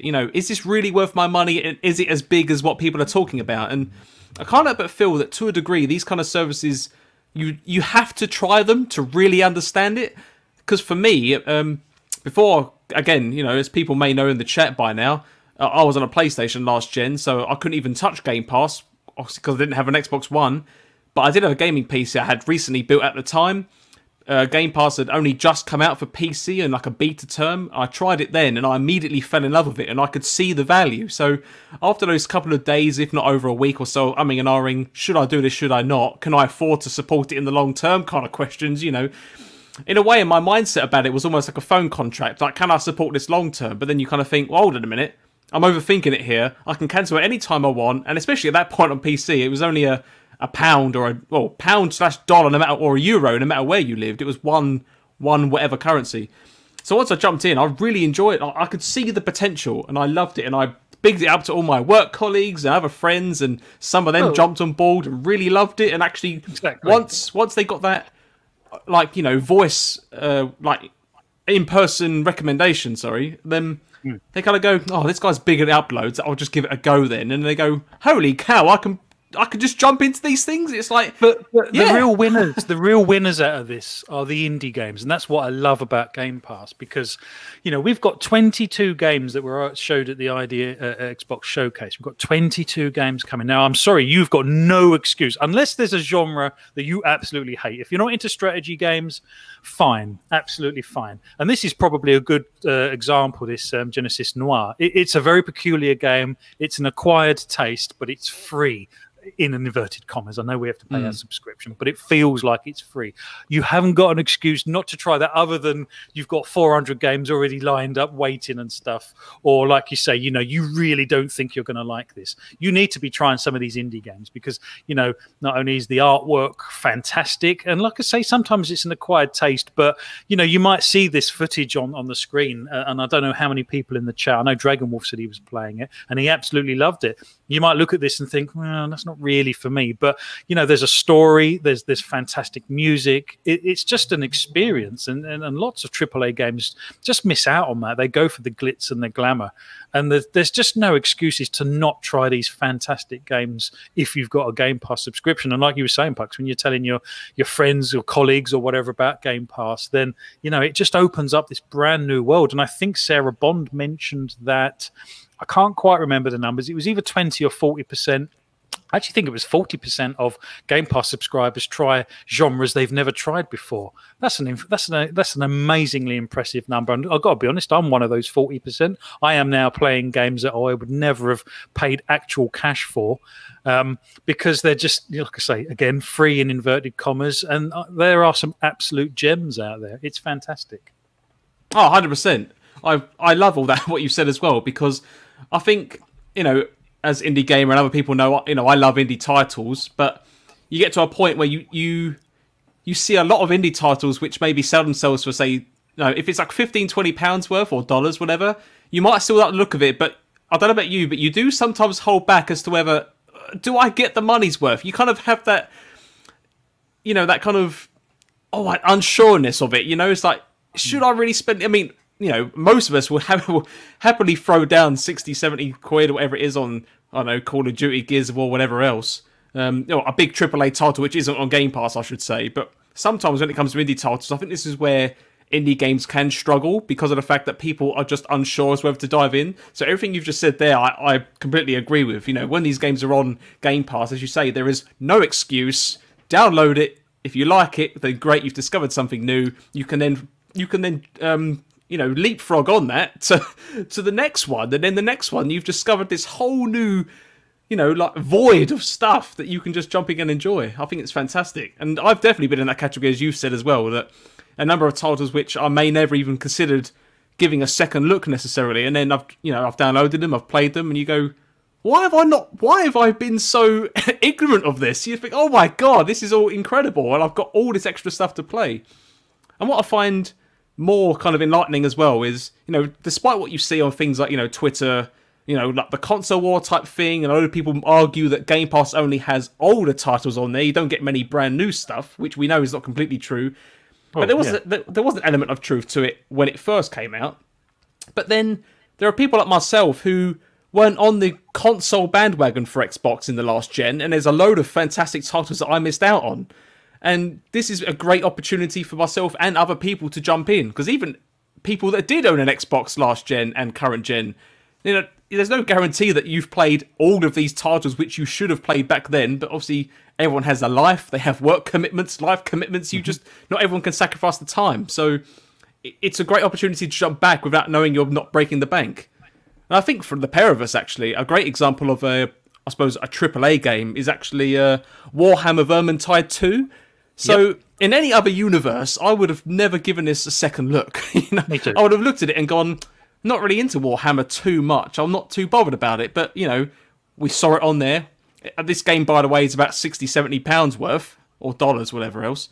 And we loved it. And we discovered the game, and it's almost like a super duper graphical Warhammer game that's basically a Left 4 Dead clone, without disrespecting the game. It's a great game, but it's a Left 4 Dead clone in essence, but it's fantastic, and I never would have played it before. And if I'm honest, I probably still wouldn't buy it if I had to pay for it. It's because it's on Game Pass why I've been given the opportunity to try it out, and why I love it, and I can now recommend it to everyone else. No, absolutely. And like you say, I've actually captured that footage of us playing Vermintide Warhammer.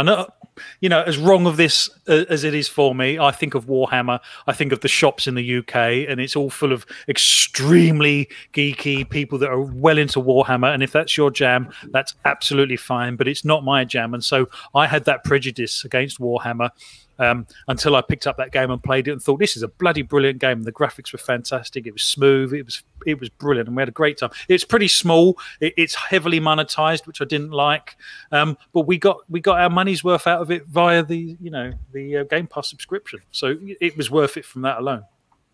Oh, definitely. Hux, let's catch up with the chat quickly before we come to Luke on this one. Yep. Where am I? There's a few up here. Let me just quickly scroll up. So. Okay, so got one here from Tuka Ngula, who says, I don't know what the chat thinks, but I reckon Game Pass in its current form already justifies a price increase. Even before all of these deals are done, I personally wouldn't complain about a price hike. Okay, well, perhaps we'll come to Luke on that one, because I'd like to pose Luke the same question as whether these acquisitions mean that, Game Pass is doing incredibly well in terms of subscriptions. But we'll come to Luke with that one next, if that's right. Let's carry on. Yep, okay, I'll finish with these. So General Spartan 27 says, hopefully when Game Pass Ultimate subscription, when my Game Pass Ultimate subscription dries up on Christmas Day, I can take my 7 years worth of Xbox Live Gold cards and add to my... Holy crap. and convert to my Game Pass Ultimate subscription for 7 years. Well done. Well, that would be if you're saying you would like that to happen, then Christ, that would be good. So Shady says, I'd like that new Hot Wheels racer to launch in Game Pass. Let's be honest, I'd like every game to launch in the service. 100%. Tukagula says, let's not forget there are still a couple of big acquisitions coming, which is true. We've been kind of in the rumour mill that there's more to come. Yeah, I would probably possibly assume Discord is possibly one of those, and possibly getting things like Uplay Plus onto the service might be another. Who knows? There's a roll of the dice with Microsoft. I mean, it's never been a better time to be an Xbox fan, that's for sure. Who knows what's coming around the corner? Oh, definitely. Another one here from Fun Circulation says, I've been listening while driving. Awesome show so far. Thank you very much, Mav. Really appreciate that. So Shady again says, Xbox already sees the checkmate coming for them 8 moves from now. They often see the future coming. They just push it on the public too early. This time the public is ready and Microsoft knows it. That's an interesting point. I don't think we were ready, or I don't think we realised we were ready, if that's the case, because I think there was, and you kind of alluded to it yourself earlier, Puxy. You know, you are an Xbox gamer and a PC gamer, and even you were a little bit sceptical about Game Pass and stuff and the whole subscription side of things. But it seems to now be a service that we didn't even know we needed and would be absolutely devastated and lost without it. Who would willingly give up their Game Pass subscription and go back to the old way of how we used to pay and buy games? No way. No thanks. I've got another comment here. The name of the person isn't saved, unfortunately, unless this is a comment from SX2 yourself. It is. Okay, so got here. So sorry, let's give it some context. This is what Sarah Bond was saying about Game Pass. I think this was a few months ago now. Go on. Oh, okay, yeah, that's great context there. So the comment is, spend 20% more time playing games, play 30% more games, play 40% more genres, and spend 20% more money on gaming overall. So gamers that subscribe to Game Pass, they spend 20% more time playing games, which is pretty cool, because I think you feel that if you don't actually play these games that are in Game Pass, then you're actually losing out in some way, because obviously you're not playing a game that essentially you've paid for. They play 30% more games, which kind of makes sense because there's more games on offer. Play 40% more genres, which is a huge number if you think about it. That's massive. Yeah. And it is, and again, I'd have to say that it's actually probably the indie games that make up if not all of that, it's certainly the vast majority, because I think indie games are the ones that create new genres. I don't think there's many AAA games that create new genres. They just tend to, like I say, they stick all the bells and whistles on stuff that already exists to a certain degree, and they spend 20% more money on gaming overall. And she did allude to the fact that if you don't feel like you've had to pay for a game in the first place, then you are perhaps more likely to spend some DLC on it. And also, if you like it that much, then you are actually, as crazy as this seems or sounds, that you are then actually likely to go out and actually buy that game from the Microsoft Store in case one day it does leave Game Pass, and you still want access to that game. So that kind of makes sense from that perspective. It's incredible stats, isn't it? It's fantastic. It is. Another one here from Assassin Looper, who says Game Pass is king and is on fire. Definitely. Yep, and last one I've got here from the Indie Gamer is, it's the opposite for me, as I don't buy AAA games, especially day one, as 60 pounds, dollars, whatever, is ridiculous for most AAA blandness. But I do play some AAAs through Game Pass. Lol. That's interesting. Yeah, that is the other way around for you then, Indy, because I guess lots of people sort of want all of the AAAs in Game Pass to be able to pay, play those and stuff. But like you say, for you, it's actually the opposite, because I think lots of people still go and buy AAA games. That's because we have to. Yeah, well, exactly. We have to at this moment in time. But no, absolutely. Excellent. Thank you, chat, guys. Guys and gals, you've been fantastic. Thank you for being here. Luke, let's come to you. God, what question was I going to ask you? Do you think a lot of these acquisitions that Microsoft still have in the pipeline, the rumors of Uplay Plus and obviously Discord, do you think this is an indication of how much the service is continuing to grow? Yeah, for sure. It's clearly getting bigger and bigger. They're putting more and more resources into it, which makes sense. And you've seen that through Bethesda, which was entirely a Game Pass related acquisition. And then as well, as people have alluded to, stuff like Outriders, which I don't think would have been that cheap to actually bring to the service, being brought as well. And they have, as they've always said, they have high ambitions for it, right? And it's, I think as Scott said earlier, it's kind of their niche now. Microsoft, that's the kind of thing that they do within the gaming space, and they've carved that out for themselves. and it's it's fantastic. I don't think there's a negative you can give about the service, right? I don't think there's anything you could say that's particularly negative. Let's put that to you then. How do you feel about indie games with so many indie games on there? How do you feel about the potential for the impact of them getting diluted slightly? I don't think there is.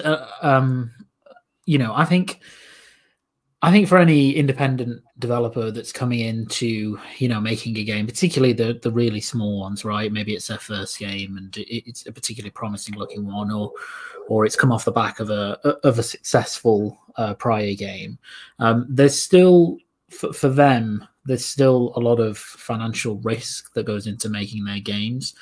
And, there's no doubt that the way that some of this Game Pass stuff works is that Microsoft probably pay a fairly significant amount up front for you to bring your game onto the service. Did you not see the Destin video? Apparently there's a YouTuber called Destin, and there was a number of things that Microsoft are willing to negotiate with developers, particularly indie developers. And one of the deals that's on the table for indie developers is that Microsoft will pay their entire development costs. Yeah.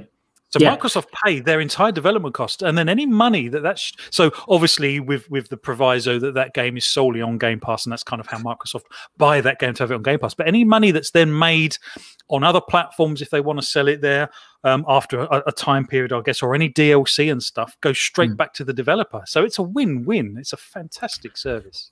Yeah, exactly, and that's why I don't think there's no real risk to the developer in the way that transaction operates if their game suddenly gets overlooked on Game Pass. How can it go wrong? Yeah, because you've already made your development costs back, right? So you're already going to be in profit by the time you start launching in Game Pass.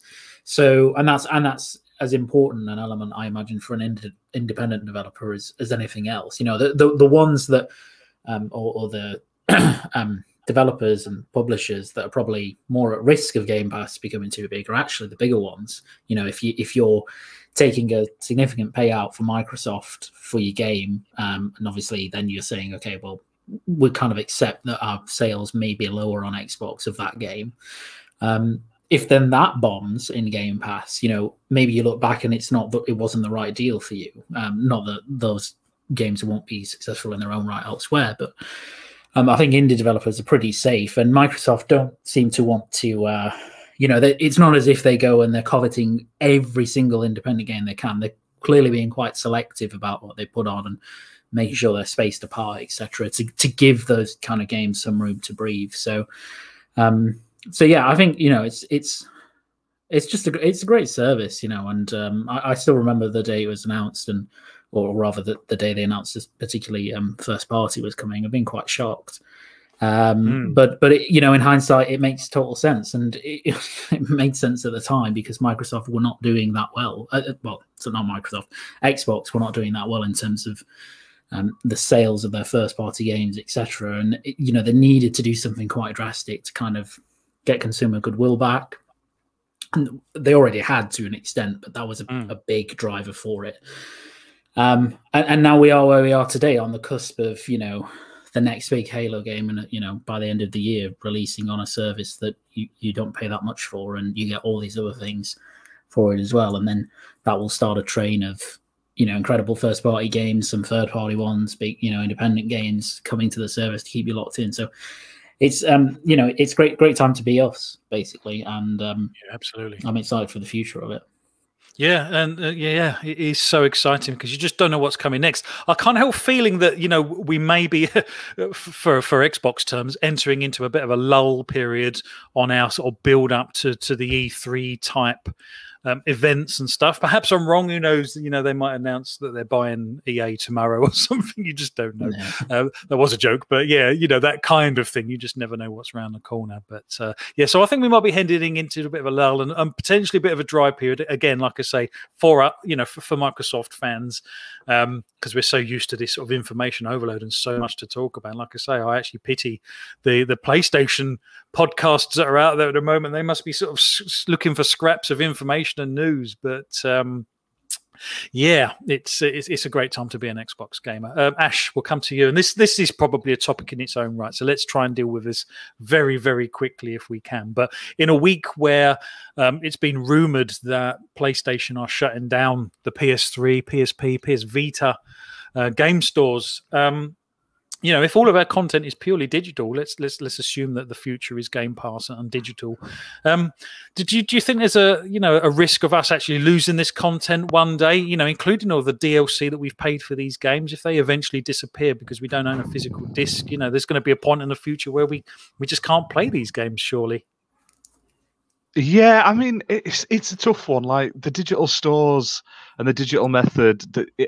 Previously on like past gens, I could understand it, but like Microsoft, I'm sure Phil Spencer came out and said they're going to be like forward compatible from now on. So all your games from now on that you buy and that get released will work on the next generation and vice versa. And I'd assume that includes cloud and Game Pass and all that sort of thing. But as long as the server's alive, you can still play those games and get that content. It's only if they're removed and sort of the store shut down. So that's the one thing I don't see Microsoft shutting down the current Xbox store. I mean, maybe the 360 store could be put out to pasture in the coming years because all the other now all the backwards compatibility games have now merged over to the new store. The 360 store is just for everything that isn't backwards compatible, and I hope it doesn't get shut down because there's still tons of amazing 360 games that I would like to keep. There's still some I'd like to buy that aren't backwards compatible, but I've been holding off picking them up. One I've never played. I've never played Bulletstorm, and everyone that's spoken about that game absolutely loves it, and I'm guilty of not playing that. Oh my God, yes. Yeah, exactly. I know, and it's like I don't think it's on the backwards compatible list either. So have I missed? I suppose I could go and get a physical copy. There's a remastered version of Bulletstorm now. That's why it's not backwards compatible. There is a they've remastered it a couple of years later, and with slightly like better graphics and better resolution. But cool! I didn't even realize that. Cool. I didn't until like last year, and I picked it up around Christmas, and it's an absolutely fantastic game. So if you can get it, definitely play it. But I'm like that with other games, and they've since been removed now. So unless I can find a physical copy, I've got no chance to ever play them. Like I want to play all the Telltale games, but in England, you can't get the Jurassic Park game on the Xbox store.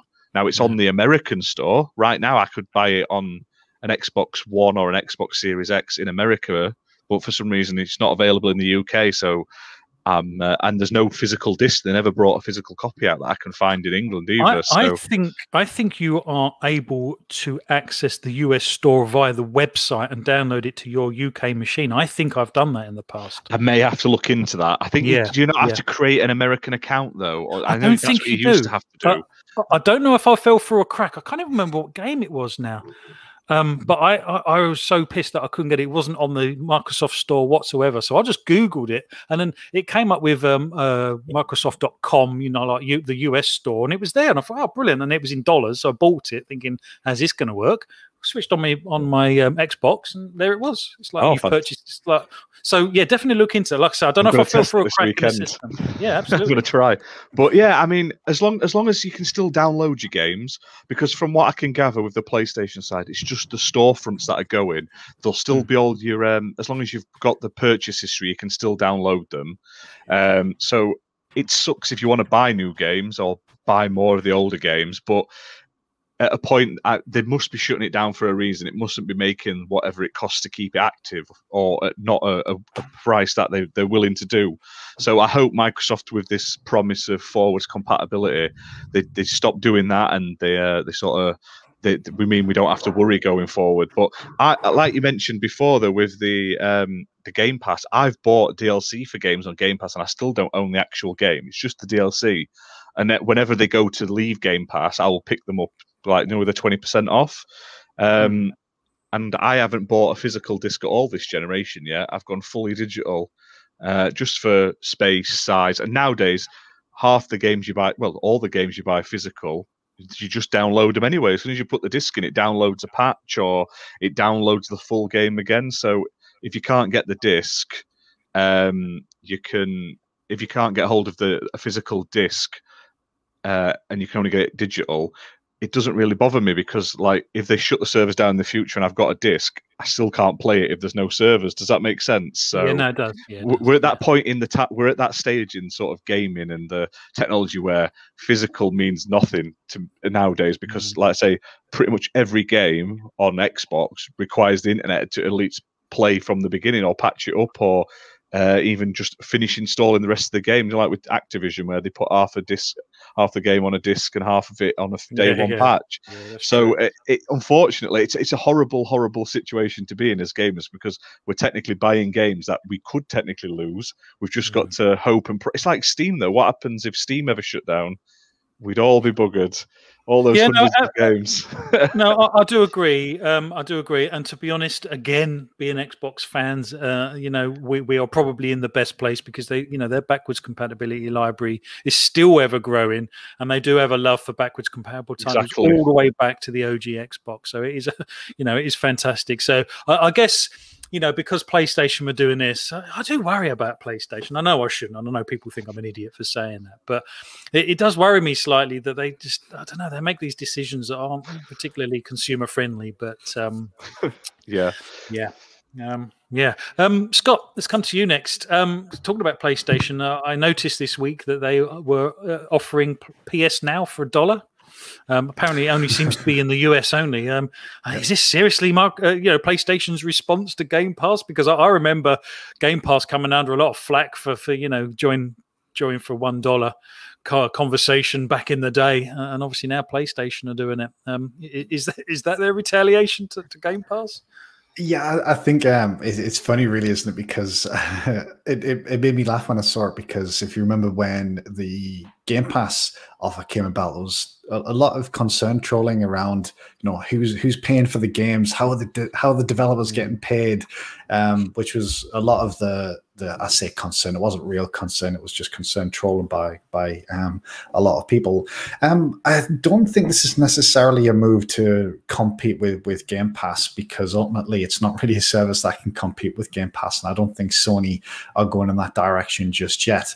What was probably more aggressive from Sony was, I think it was maybe 18 months ago or so, they actually halved the price of PS Now. If you remember, it was actually significantly more expensive a while back. I think it was about $20-ish per month, and then they reduced it to 10. But I think really what they're just trying to do is just increase the subscriber base there, and that might be in an attempt to see what the appetite is from PlayStation customers, because I think it's probably fair to say that PlayStation have a slightly different demographic to Xbox customers. Ultimately you'll go to each platform for the games, and if you prefer Sony's more single player orientated games, then you may not be necessarily interested in a Game Pass type service. Sony have previously sort of expressed their concerns of sustainability with that type of service, but I think Game Pass is getting big enough where Sony and Nintendo can't ignore it as an option, and they're really probably going to have to start exploring something similar for themselves, especially if something like Luna takes off as well in the near future. I think Stadia is on its last legs, but Luna may offer some sort of competition in that space. So I think, I don't think it's necessarily in response to Game Pass directly. It might just be trying to see what sort of appetite they can get from those types of customers. It was interesting, actually. I saw a report fairly recently that was talking about churn from both Game Pass and PS Now users. It was talking about why people leave those services when they do, and the surveys that they ran for PS Now users was just lack of content day and date, which obviously is the one thing that keeps you in Game Pass. So I think if Sony are serious about it, then we'll see them announce, God of War 2 is going to be in PS Now day one. And until that day, I don't think anything that they do, whether it be these types of offers or promotions, are really anything that's directly in response to what Microsoft is doing with Game Pass. Yeah, no, fair point. And like I say, sometimes I join these dots in my head, and things do seem to be. So you seem to have, have a coincidence and stuff, and it is quite funny around the narrative around, obviously, lots of fun poked at Game Pass for its dollar entry fee. Yeah.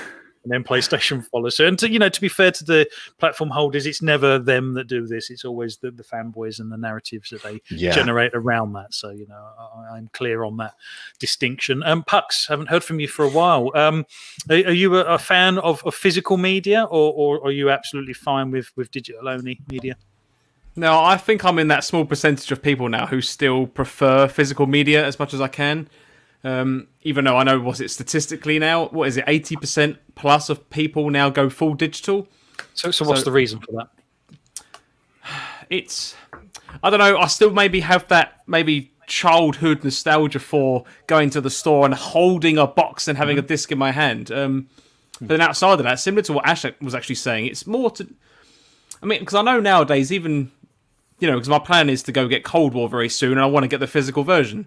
And in my mind now is, I know these things installed to the console. I know you have to patch things.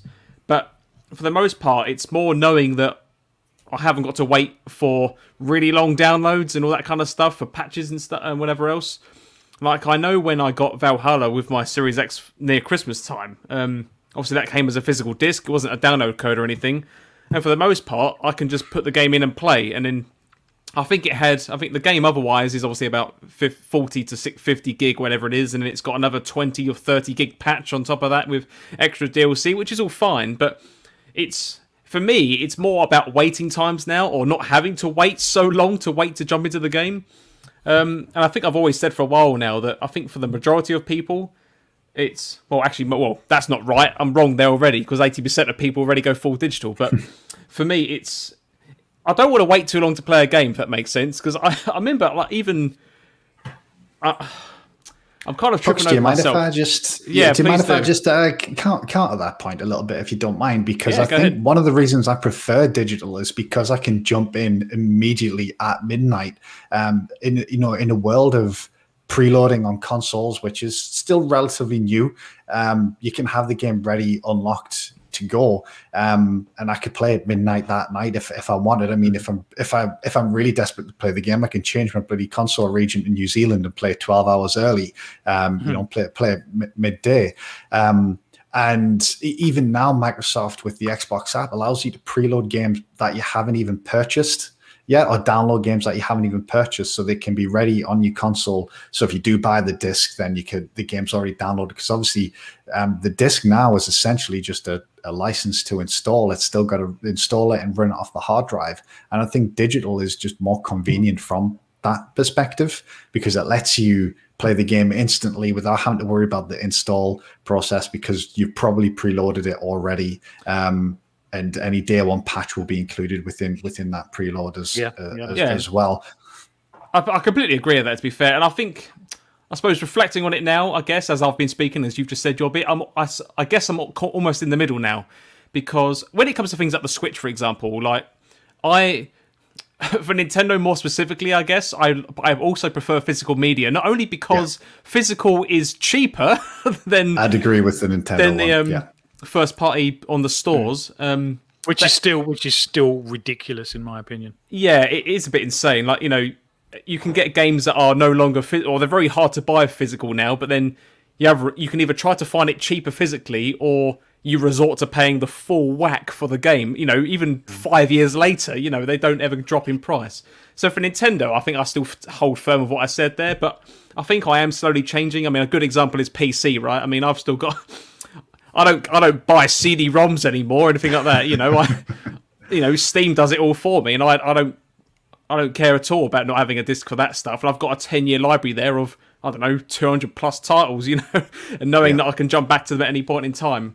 I think I'm definitely reaching that point, especially with quote unquote next gen consoles such as PlayStation and Xbox, that I am starting to feel that transition. Similar to how, Netflix, stopped everyone from buying DVDs, right, effectively, for the most part. I think I'm definitely falling into that bracket. But the only place I am firm with physical, I think, is definitely with Nintendo and the Switch, at least currently. Yeah, I'm the same with the Switch. I think there's a couple of reasons, and Indy's just mentioned in the chat. So Nintendo games don't drop in price. So you can very easily sell that game at a later date, pretty much for 75% of its original price, because their games just don't drop. But also talking about the convenience factor that we just mentioned, Nintendo games still run off the cart.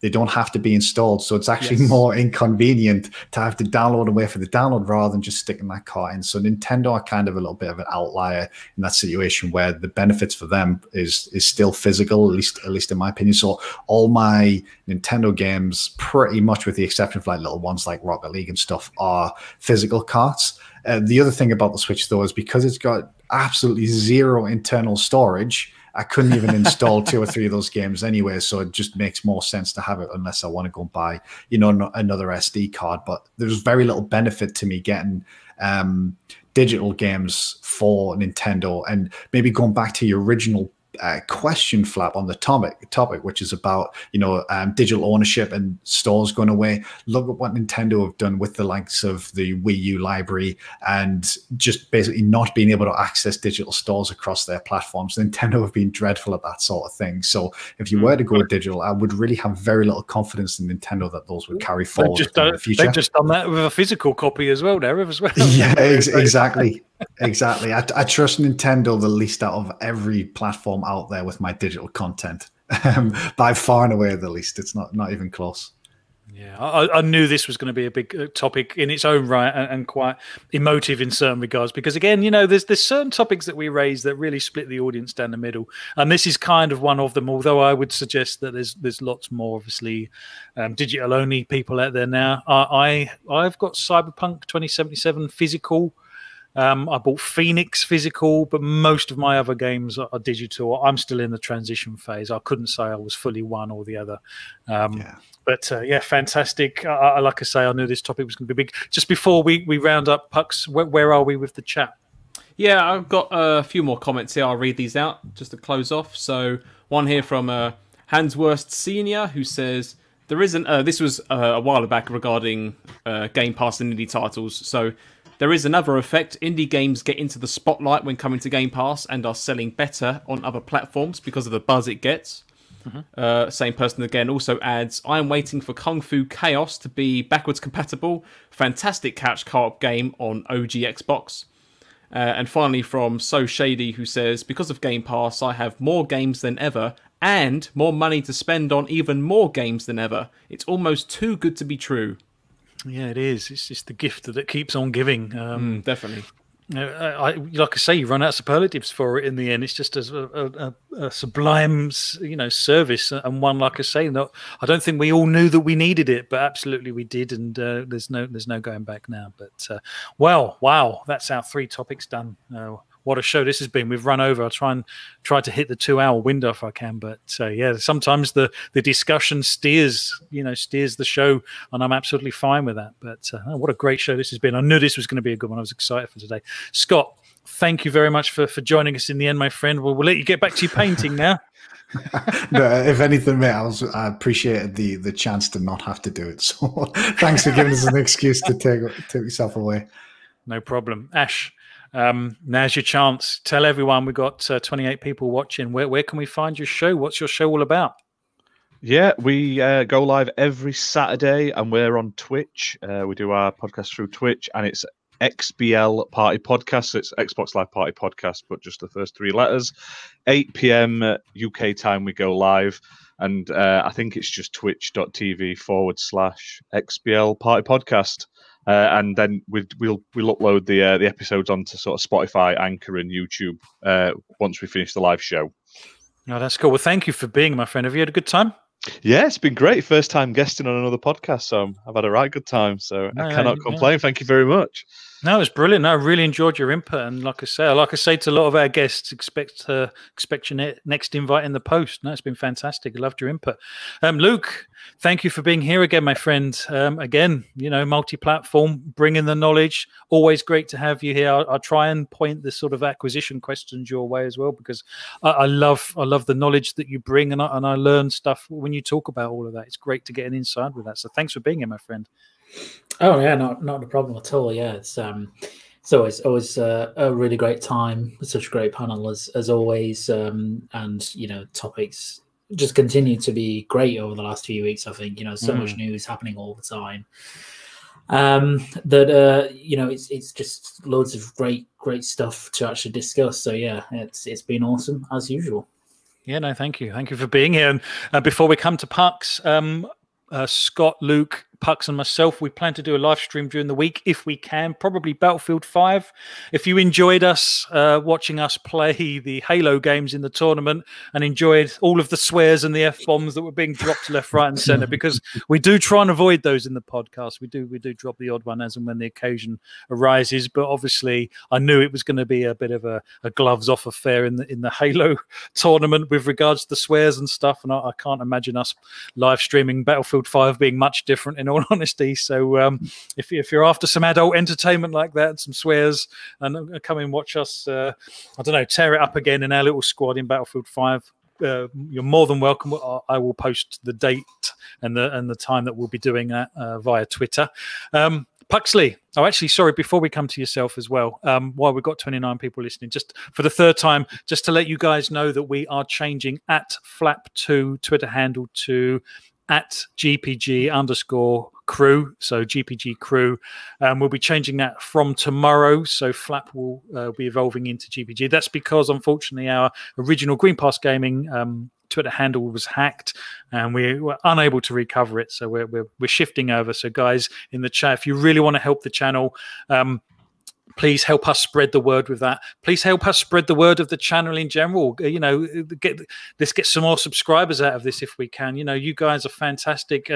Subscribers do a few things. What it does is it also helps remind people that, the show's on, and to have more people in the chat interacting is what this show's all about. And we absolutely love the fire that the chat brings to the show. It would not be the same show without the chat. It really wouldn't. So everyone in the chat, eternally grateful for you guys being here. And if you can help us promote the show, then thank you very much. That would be brilliant. Puxley, what a show. We knew it was going to be a big show with the topics that we had lined up.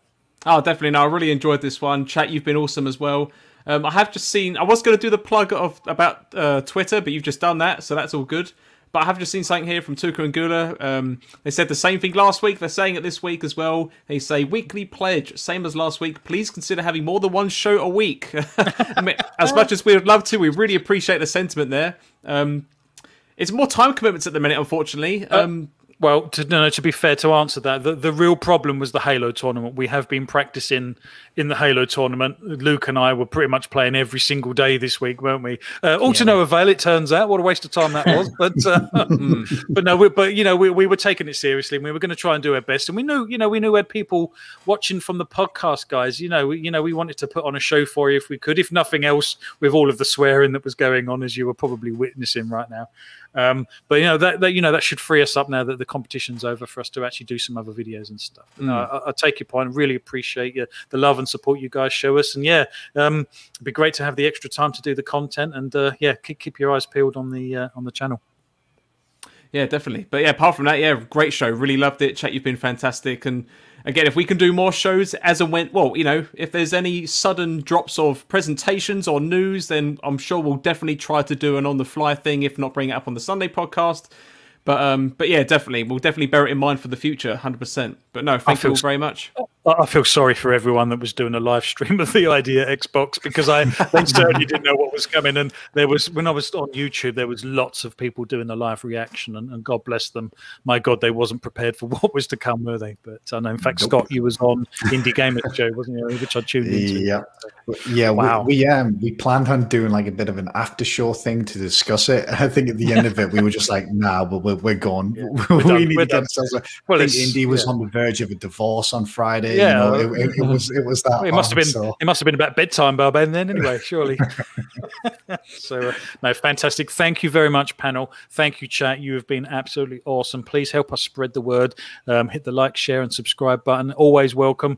Tell people if you think other people that are going to like this game, even in other chats and stuff. Spread the word. Really appreciate that. And again, if you can spread the word that @Flap2 is changing to GPG_gaming crew. GPG_crew. We'll be eternally grateful. And we'll be here next week and doing it all the same again. So in the meantime, have a great week. Have a safe time. Enjoy your gaming, and we will see you then.